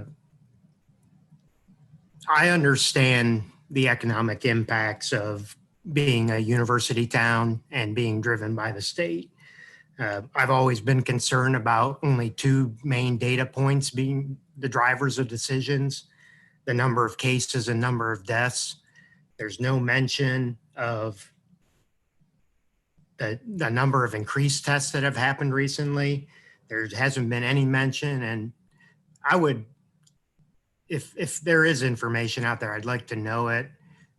Just locally in Oxford with the healthcare providers, when people are diagnosed with COVID, what are the effects of it? There's hardly been any data that I've seen. How long are people sick?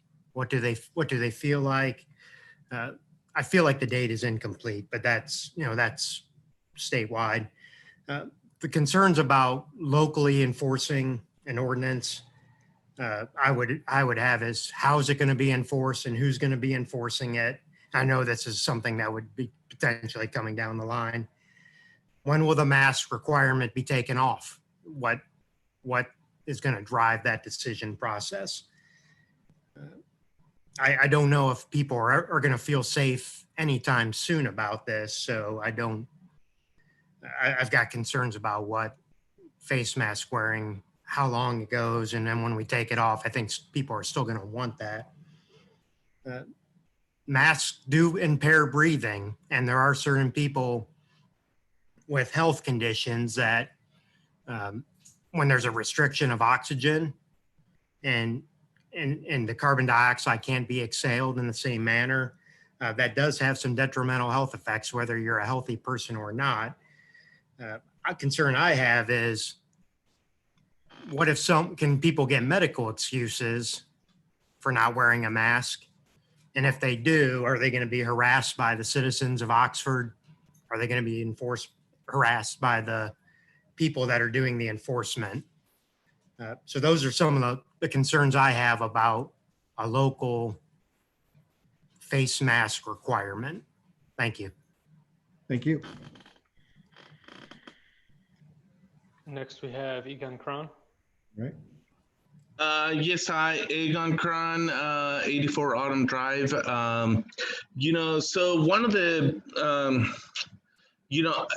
I don't always wear a mask when I go to Kroger. If I don't, I stay my distance. I make an effort to stay away from people. That being said, I don't think that when students are back, it will be possible for me to stay 6 feet away from people. So I would prefer for people to wear a mask. So I'm just throwing it out there. I am for wearing masks. That being said, my mother is also a resident at a skilled nursing facility in Fairfield Road, where there is now an outbreak of COVID-19. And based on the state, there are 6 cases in that nursing facility. Based on what my mother says, there's a few more. I am not sure. I feel that, we should spend our time and resources protecting the people that are at most at risk, which are those people that are in skilled nursing facilities, which is accounts for at least 42,000 or 42% of all the deaths in the country. Me, and I am not concerned for me or my daughters or my kids about having any adverse effects about COVID-19. That being said, it is important for everybody to be concerned about this virus because it is. I'm trying to find words, I'm sorry. But it is something that puts our elderly at risk. In order to protect our elderly, I think it's important for, some sort of mandates to be in place. I just want to make sure that there is some, timing and some specifics around any kind of mandates around this. How long, what are the thresholds that we're talking about, and everything like that. So I just don't want there to be a blanket statement about you have to wear a mask indefinitely, or it's like you know what I'm saying. That's all I'm saying. Forget it. Thank you. Thank you. That's all the hand raises we have. We still have 2 phone-in callers on the line, but I'm assuming that there's no request for comment from them. Okay. All right. So we will proceed with council discussion.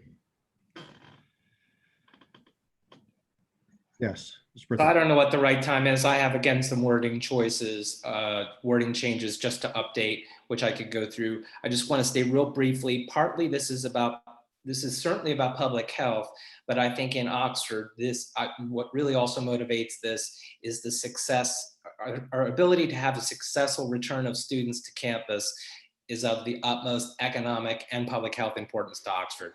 So if COVID spreads around Oxford uncontrolled, the students will go home, and that's going to be a good picture for the city of Oxford in any regard. So whenever you guys want me to propose some word changes so we can move on from this to other stuff. Let me get Ms. Southard first, and then we'll come back to Mr. Snavely. I just want to say that this is a resolution simply asking the governor to institute a statewide ban. This does not stop us from writing another local ordinance, which I think I hope we do. I think we should have such a local ordinance, but that's the topic for a later discussion in this evening, as I understand it. But in any case, this is a separate matter, and I think that this is a good letter, and I think we should do it. Even if we are not successful, it is worth making the statement that we think that this is important. All right. Vice Mayor Snavely. Yeah, so the letter, I guess I asked the law director, but I didn't see that the letter was specifically a part of the resolution. So I would trust David and the law director and the city manager to work out the wording on that. And I don't think we have to wordsmith it right now. And so I would encourage us to vote for this and move forward, and later talk about a local ordinance as was just stated. Okay. All right, if there's no objection to that idea and no further discussion, not seeing any, Ms. Eaton, will you please call the roll? Mr. Ellerby? I'm sorry, can I just understand the process that can it be amended, the letter and the cover or resolution, tomorrow, so we can send it? Does that make sense? The letter's not part of the resolution. It was on the packet I saw. Well, I think, it wasn't incorporated as an attachment. So I think Bill's suggestion is fine. So get with us first thing in the morning and we'll incorporate your changes, and then we'll CC it to all the council members. You okay with it? And then that's fine. Then we can wordsmith it tomorrow. Yeah. Yes. Mr. Prithridge? Yes. Ms. Ragu? Yes. Mr. Snavely? Yes. Ms. Southard? Yes. Mr. Bracken? Yes. And Mayor Smith? Yes. Resolution is adopted. We will move on to our fourth resolution. So Ms. Eaton, you can read that whenever you're ready. A resolution authorizing the city manager to enter into a contract with Sutphen Corporation for the purchase of a new Sutphen custom engine rescue vehicle at state contract pricing at a cost of $637,980, plus a contingency in the amount of $15,000, for a total cost not to exceed $652,980, utilizing funds from Miami University, 1/3 of the cost, and the City of Oxford's Fire and EMS Fund. All right, may I have a motion to adopt? Move adoption. Move adoption by Mr. Snavely. May I have a second? Second. Second by Mr. Prithrick. All right, Chief Deathridge. Good evening. This is a budgeted item that we put in for 2020 to replace a fire engine that will be 22 years old by the time the new one comes in. This is another truck kind of along the same lines as the last one that we bought, where it's going to perform two functions. It'll be a fire engine and a rescue truck to carry our rescue tools. And it will give us quite a bit more capacity than using the current engine that we have that's basically been rigged to carry a small amount of rescue equipment, enough to get us by. as Marianne said, proposing that it be purchased from the Sutphen Corporation in Columbus, Ohio, keeping those funds local.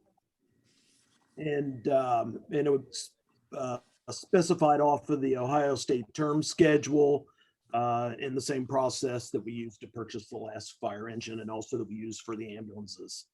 If anybody has any questions, I'd be happy to answer them. All right. Mr. Perry, is there anyone from the public who would like to address this resolution? Yes, there is. We have Stephen Hudak. All right. Go ahead, Stephen. You guys hear me okay? Yes. Great. First off, I want to, being a proud son of a retired firefighter and a retired nurse, first responder, I'd like to offer my condolences to Chief Jones and his whole department for the loss of the Toledo police officer Dia in the line of duty. So I wanted to offer my condolences for that. My question really is around the apparatus that's going to be retired. Is that are we looking to auction or sell that off as a to recoup some costs of the new engine? Does that feel like it's a worthwhile investment? Yes, that piece of apparatus will be sold. The last fire truck that we disposed of, we used a shoot, what's the word I'm thinking of? We used another company to sell it. Not in an auction format. They were a used equipment dealer. Before the new one comes in, I'll have a discussion with the city manager, and we'll have to go to council to get approval to sell that piece of apparatus. And we'll decide at that point whether we use the auction process or employ a dealer again. You might add too, John, that we received about what, $25,000 for that fire apparatus that we sold the last time. Yes, sir, that's correct. Yeah. Thank you. Mr. Perry? There are no other hand raises, Mayor Smith. Okay, we'll go to council discussion. Questions for the chief? All right, not seeing any hands. We had planned for this in the capital improvement budget. Again, applaud the department for getting all the life they can out of the equipment we have. Yeah, they're gonna sell. Yeah. So if there is no further questions, Ms. Eaton, you may call the roll. Mr. Prithridge? Yes. Ms. Ragu? Yes. Mr. Snavely? Yes. Ms. Southard? Yes. Mr. Bracken? Yes. Mr. Ellerby? Yes. Mayor Smith? Yes, that resolution is adopted. Thank you all. Thank you. We will move on to our fifth resolution, and Ms. Eaton, you may read that whenever you're ready. A resolution approving a request for funds from the County Coronavirus Relief Distribution Fund and affirming that all expenditures therefrom will be in compliance with the requirements of Section 5001 of the CARES Act. May I have a motion to adopt? So moved. Second. All right, moved by Mr. Elby, second by Mrs. Southard. Mr. Newland, would you like to weigh in on this one, please? Sure. This is a request to receive funds from the county coronavirus relief distribution fund. These funds will be used solely for the reimbursement of costs incurred by the city of Oxford as a result of the COVID-19 public health emergency. These funds became available after the passage of House Bill 481 and the signature of Governor DeWine. The Ohio House of Budget and Management distributed the funds to the counties on June 22nd and June 23rd. Once this resolution is passed, it will be forwarded on to the Butler County Auditor's Office, enabling the city to receive these funds. And this is actually going backward. It's going to be any expenses incurred March 1st, 2020 to December 30th of 2020. And there's additional stipulations that on October 22nd of 2020, any money that's not encumbered at that time has to be sent back to the county treasurer's office. And on December 28th of 2020, any of the money that was encumbered that wasn't spent has to be sent to the state treasurer's office. And initially, when the CARES Act was put out, it was below the state level. We had to have a population of 500,000, county, municipality, town, township. And in the state of Ohio, the only city to receive funds was Columbus. And then Cuyahoga, Franklin, Hamilton, Montgomery, and Summit County had enough of a population that they received money too. So the state legislation decided to make these funds available to smaller municipalities and like the city of Oxford to help us recoup some of the money that we've spent on the COVID-19 pandemic. And I sat in on a Zoom meeting with the Office of Budget Management. Their director put on a meeting, and there's over 200 people attending that meeting. And one of the big things that the city is going to be able to recover from this is the $200,000 that we made available to purchase the gift cards. We'll be able to reimburse the general fund for that amount of money. And any time spent in any equipment that we had to buy, mask, sanitizer, the shields that we put up at the office for where the clerks work, that so they aren't exposed to people talking on them. Any of those type of costs will be covered also, and any of the costs that we incurred for people being able to work remotely from home. So hopefully we'll be able to spend most of the money we're going to get. And according to, and we actually got this figure from a reporter that we should get a total of $428,864 from the county. So we'll try to use as much of those funds as we can. It's going to be audited by our audit firm next year. So it's got to pass my test to make sure that it's copacetic, that those funds are actually being used for COVID-19. And one thing you can't do is it doesn't reimburse revenue. And the other thing is you can't stockpile stuff for 2021. You have to use it during the 2020 year. So we can't go out at the end of the year and buy a boatload of stuff and try to pass that off, because the auditors will flag that. Be glad to answer any other questions. All right. Mr. Perry, is there anyone from the public who would like to address this resolution? All right, seeing none, we will go to council discussion. Everybody get that? We can apply for some of these funds to reimburse what we spent. I think it's worth doing. So if there's no further discussion, Ms. Eaton, you may call the roll. Ms. Ragu? Yes. Mr. Snavely? Yes. Ms. Southard? Yes. Mr. Bracken? Yes. Mr. Ellerby? Yes. Mr. Prithridge? Yes. Mayor Smith? Yes, that resolution is adopted. All right, we are finally to the ordinance portion of our show. So Ms. Eaton, you may read the first reading whenever you're ready.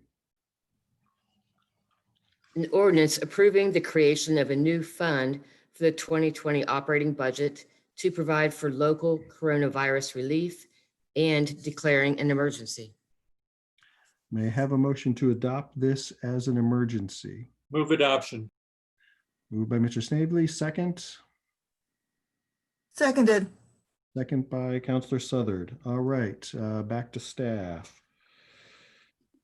Oh yes, this is a creation of a new fund, Fund 428, to account for local coronavirus relief proceeds in the 2020 operating budget.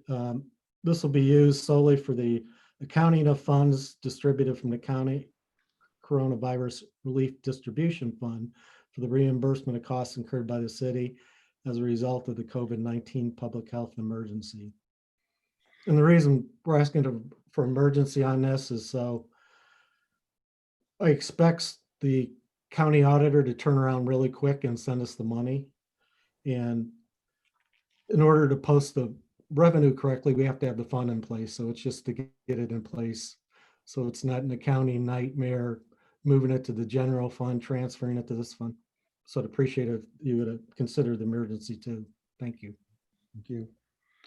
Mr. Perry, anyone from the public wish to address this ordinance? All right, seeing none. Council discussion. Do we all understand this is just creating a fund for Joe to put the money into and make an emergency so it takes effect immediately? If there are no other questions, seeing any, Ms. Eaton, since this is an emergency, we'll go ahead and vote on it. So you may call the roll whenever you're ready. Mr. Snavely, Yes. Ms. Southard, Yes. Mr. Bracken, Yes. Mr. Ellerby, Yes. Mr. Prithridge, Yes. Ms. Regu, Yes. Mayor Smith. Yes, all right. That ordinance is adopted. We will move on to our second first reading. Ms. Eaton, you may read that whenever you're ready. An ordinance amending ordinance number 3538, supplemental budget ordinance number 4, to make supplemental appropriations for fiscal year 2020. All right, and we will go back to Joe, if you want to. Yes, there's just two items on this. It is to make a budget adjustment for receipt of the CARES funding and the reimbursement for COVID-19 related expenses. The time frame for this related expenditure is March 1st, 2020 to December 28th, 2020. And again, it's $428,864 of CARES receipts, and then $428,864 for reimbursement to the various funds for the COVID-19 related expenditures. The second adjustment is to move budgeted amounts for personnel services and operating expenditures in the Economic Development Department. The increase in the operating expenses are due to the costs associated with the gift card program and the DORA startup expenses. Again, it's a $10,000 decrease in personnel expenses and increase in operating expenses by the same. So it has no effect, just moving it from one section of the approved budget to the other. And anything with the gift card program, again, we can get reimbursed from the COVID fund we just set up. And then for the DORA, we'll get reimbursed by Enjoy Oxford after we pay the bill for the first round of cups. And I guess they've ordered a second round of cups, so that money will also be reimbursed. So all right, it's actually better. We'll actually get money that is coming in for expenses we're having. Be glad to answer any questions.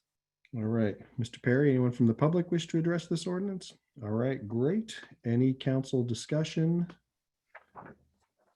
All right, pretty explanatory. This is a regular first reading, so we'll see this again on the 21st.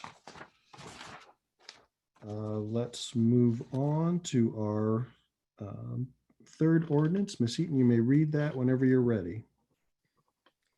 An ordinance amending Oxford Codified Ordinance, Section 525.12, entitled Dereliction of Duty, by adding subsection E1 and 2 to ban the use of chokeholds by police officers and requiring officers to take reasonable steps to intervene when they see the unauthorized or excessive use of force by other police officers. All right. Turn it over to staff. Or, hang on, let me, yeah, I'm going to see if was there any staff comment? Otherwise, I'll go to Vice Mayor Snavely. I just wanted to introduce this legislation by saying, first of all, that I think my co-sponsors have full confidence in the City of Oxford Police Department. I have no information that they have ever used unreasonable force. I think a number of communities throughout the country have introduced similar legislation for the purpose of protecting ourselves in the future and making it clear where we stand. I appreciate that our chief has some suggestions, which I've looked at and agree with, and I'll let him introduce those, but I'm inclined, if it's what he told me before, that I would accept those as a friendly amendment to the legislation. All right. Chief Jones? Sure. I don't think the packet reflects the changes I made, but I'll just highlight them in section 2 of the ordinance. It's simply adding the words at the end of that sentence, unless deadly force is authorized. So the section would read, no sworn police officer shall use chokeholds as a method of restraint or use other methods of restraint to block airways or carotid arteries of an individual unless deadly force was authorized. Yep. And then the section 3, it would be simply adding the words at the end when it is safe and reasonable to do so. So that language, I took from the National Consensus Policy on the Use of Force, which is several organizations that includes, the FOP, the National Tactical Officers Association, and many people who had apparently spent a lot of time on this and had given some guidance. So now I will say that their recommendations are all in policy, and I do think this belongs in policy, and we're going to look at our use of force policy and make sure that it reflects those of values in there. And I mean, I believe our use of force policy does cover that. And as Vice Mayor Snavely said, we don't teach chokeholds. We don't use unauthorized use of force. So while I have concerns about this becoming an ordinance and section of law, I don't think it's going to impact us in a negative way. I do know that at the state level, they're talking about this as well and doing some reforms. So I will say, and I would defer to the law director again, is it appropriate to have this ordinance in the section that it's in, the dereliction of duty section? I think we may have to come back if the state passes a law. We may want to come back to our ordinances and change that to reflect what the state law says. But I understand the desire of, I think at our last PCRC meeting, Vice Mayor Snavely and and Chairman Mead spoke, and I understand what they're saying as far as the community wants this, and this is a way elected officials can express their values. So I think with these changes, it's something I can live with. Okay. And I might add, what we talked about doing is, this is up for a first reading. If council agrees with those changes, we would make them and give you a replacement ordinance for the second reading that you could substitute. This has happened pretty quickly, but that's entirely up to council. Mr. Perry, is there anybody wanting to make public comment on this ordinance?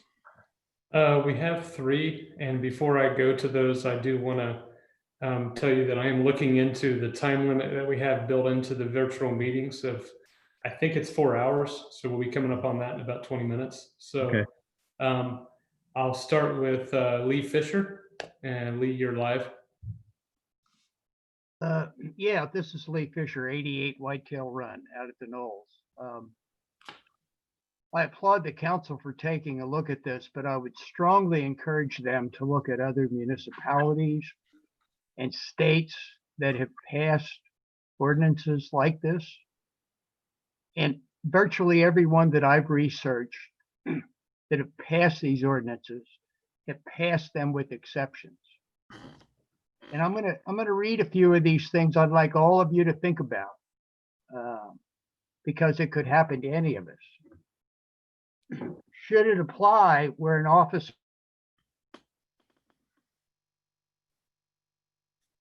Lee, you cut out.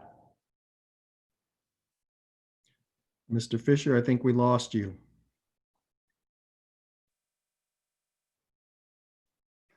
Okay. We can provide you the written comments that he submitted if he can't get back on, and we'll see that those go out to you tomorrow. All right. Sam, let's move on to our next person. I'll go to Pat Mead. Okay, thank you. A couple weeks ago at the PCRRC meeting, the committee voted to, commission voted to recommend the passage of its ordinance with the understanding that the wording needed to be worked on. My understanding was that Doug Elliott and the law director looked it over and worked on the language. I know that Lieutenant Fenning brought up some of her concerns about the language, about the definitions of the use of the word excessive or the definitions of the word unauthorized.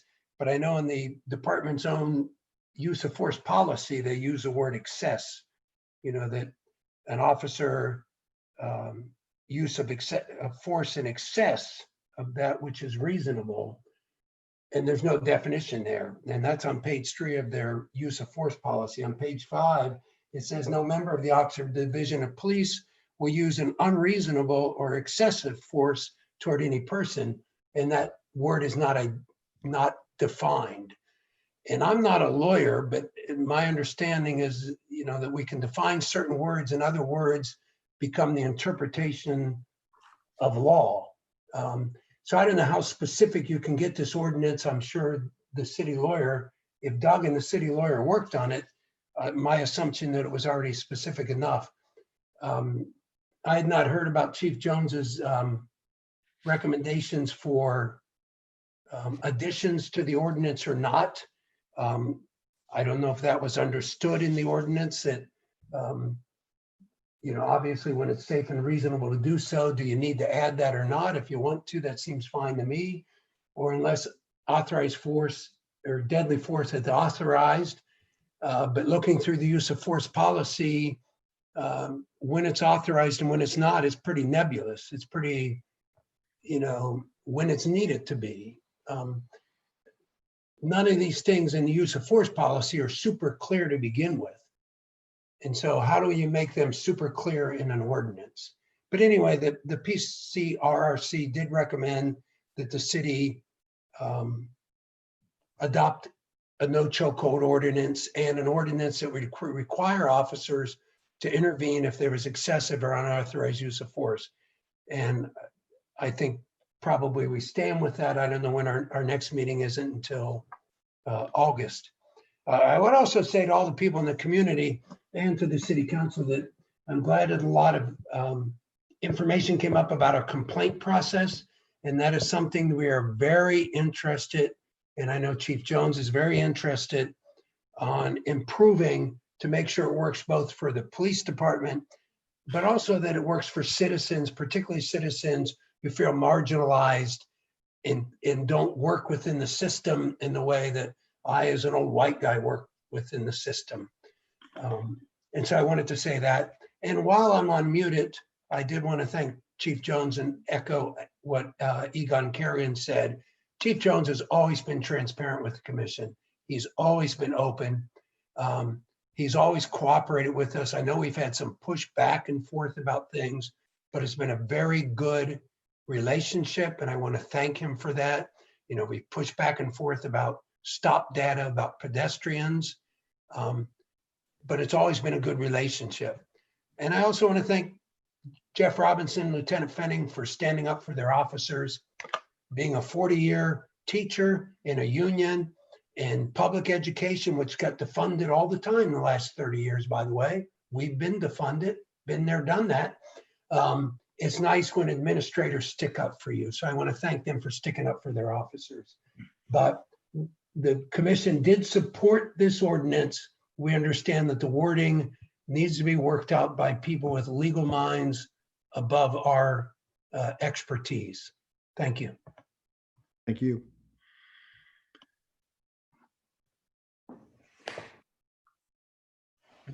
Trying to unmute Brandon Humphrey. There we go. So I'll keep it short. I ask the city council to vote in favor of this ordinance amendment that bans chokeholds and establishes a duty to intervene. As Vice Mayor Snavely alluded to, I see this as a proactive and preventative measure rather than some punitive response to some sort of misconduct. Again, I want to call attention to the joint statement against hate and racism issued in part by Mayor Smith. In that statement, Mayor Smith, you and others talk about our shared values, again, equality, diversity, and inclusion. And you also highlight the need for transformative change. I think those words are very important. Transformative change. The proposed ordinance amendment is a great first step toward that change, toward creating a community that makes people feel safe and valued. And with that said, it is, though, a first step. And I ask the council to keep addressing, the issue of policing and working toward longer-term solutions going forward. So that's all I have for you all tonight. So thank you all for your time. Thank you. Okay, before we get into council discussion, I want to see what our options are in terms of if this meeting is going to end in 14 minutes on Zoom. What we need to do. Well, can I suggest we'll make the changes that Chief Jones suggested, unless somebody wants to speak up and say they would prefer to leave it as it is. And then we'll put that on the agenda and you can vote to replace it. Okay. Agreed. Let's go to second readings. Although Glenn has his hand up. Councilor Arby. I have quite a lengthy statement about this ordinance that would actually end in a proposal to fundamentally change it. So if we have time, then I'll wait, but I'm not really interested in seeing this go to a second reading without some significant discussion. And to me, I would just ask the question, Mayor Smith, I mean, what are our options? Because I'm thinking of the time sensitivity of different agenda items. And, I think that it would be a shame to miss out on the opportunity to talk about what we want to do about COVID and local responses, for example, because that's super time sensitive. Right. So how can we make the most of remaining time in the meeting? And if the meeting has to end, how do we keep working on which things need to be worked on? Well, my question is, do we suspend or adjourn the meeting? I'll Vice Mayor Snavely, have you got some? I would just mention that the Planning Commission meeting next Tuesday has been canceled because there's no agenda. And so whatever we don't get done today, I propose that we have a special meeting a week from tonight, and then we can continue those items. And I don't think the time delay will be catastrophic for anything left on our agenda. Okay. Do we have, that seem like we have some consensus amongst everybody? Mr. Elliott, do you think that's? Well, we'll provide you a replacement ordinance, but we'll leave the existing one on. You'll see the replacement, and then Glenn can make his comments. Okay. I also have some comments about the ordinance and some questions, really. Actually, some questions that I would love to. I just got done with my speech. Could you hear? Pat, you're. Yeah. So will it be, what I'm asking is it going to be okay to end the meeting here and then have a special meeting on Tuesday to pick up here and do our second readings and discuss our COVID response? Yes, I think you can do that with the right motion. Okay. You do, Mayor Smith, have some remaining hand raises, so we just want to reassure those folks that they'll have an opportunity at the next meeting to speak if that's what you wish to do. Yes, well, I think that's what we're going to have to do because I think we're going to be shut down in 11 minutes. Yep. Which probably isn't going to be enough time. So then can I make a motion to table the rest of the action items on our agenda until a week from tonight? I guess I just have a question, and I'm willing to second that. But if, for example, there's any work that we can do between now and next Tuesday, you know, for example, agenda item, we hear a lot of people are talking about developing a local ordinance. I mean, if we can use the remaining council time to set us up for any additional work between now and next Tuesday, I would love to use it that way but I agree with Vice Mayor Snavely. I'd like to see this tabled, but before we do, I want to make sure we're using what time we have left tonight to give us direction. Okay, let's. I'm tabling second readings and the discussion on local COVID policy responses. That's my motion. Okay. Second. Okay. David seconded. All right. Ms. Eaton, if you would call the roll to table our remaining readings for tonight. Ms. Southard, Yes. Mr. Bracken, Yes. Mr. Ellerby, Yes. Mr. Prithridge, Yes. Ms. Ragu, Yes. Mr. Snavely, Yes. Mayor Smith. Yes. Okay. Thinking about that discussion, I think I've got enough consensus amongst everybody that we would like to go ahead and see an ordinance for masks in Oxford on Tuesday to be added to that agenda. I think we have overwhelming public support for that, so we'll add that in. We have 9 minutes. I was going to maybe do a quick round the horn for very quick announcements, so I will turn it over to Mr. Elliott. Just quickly, I want to comment about our gift card program. I think council is well aware that they're now available to purchase. So I encourage all residents to support our local businesses and purchase gift cards. If you go on to the city website, you'll see a link to it, and it lists the different businesses that you can purchase $10 gift cards from. So please support our local businesses. I also just quickly want to talk about our Red Brick Friday. It was a great success. And I want to thank all the council members that participated and staff as well. As you know, we had quite a few businesses that thanked us, and they had increased sales. One in particular said he had a 30% increase in sales over the last Friday, another one 40%. So, you know, we're doing what we can to help our local businesses. And then quickly, the last thing, you did receive a copy of the letter from the Public Arts Commission about the mural, and we can talk about some more at the next meeting. That's all I have. Thanks. All right, going around, Chief Jones, anything else tonight? Just in case I don't get a chance on Tuesday, I just want to recognize Sergeant John Varley and let you know he's retiring on July 15th. He's after serving 25 years here as a police officer. He's worked closely with the Coalition for a Healthy Community.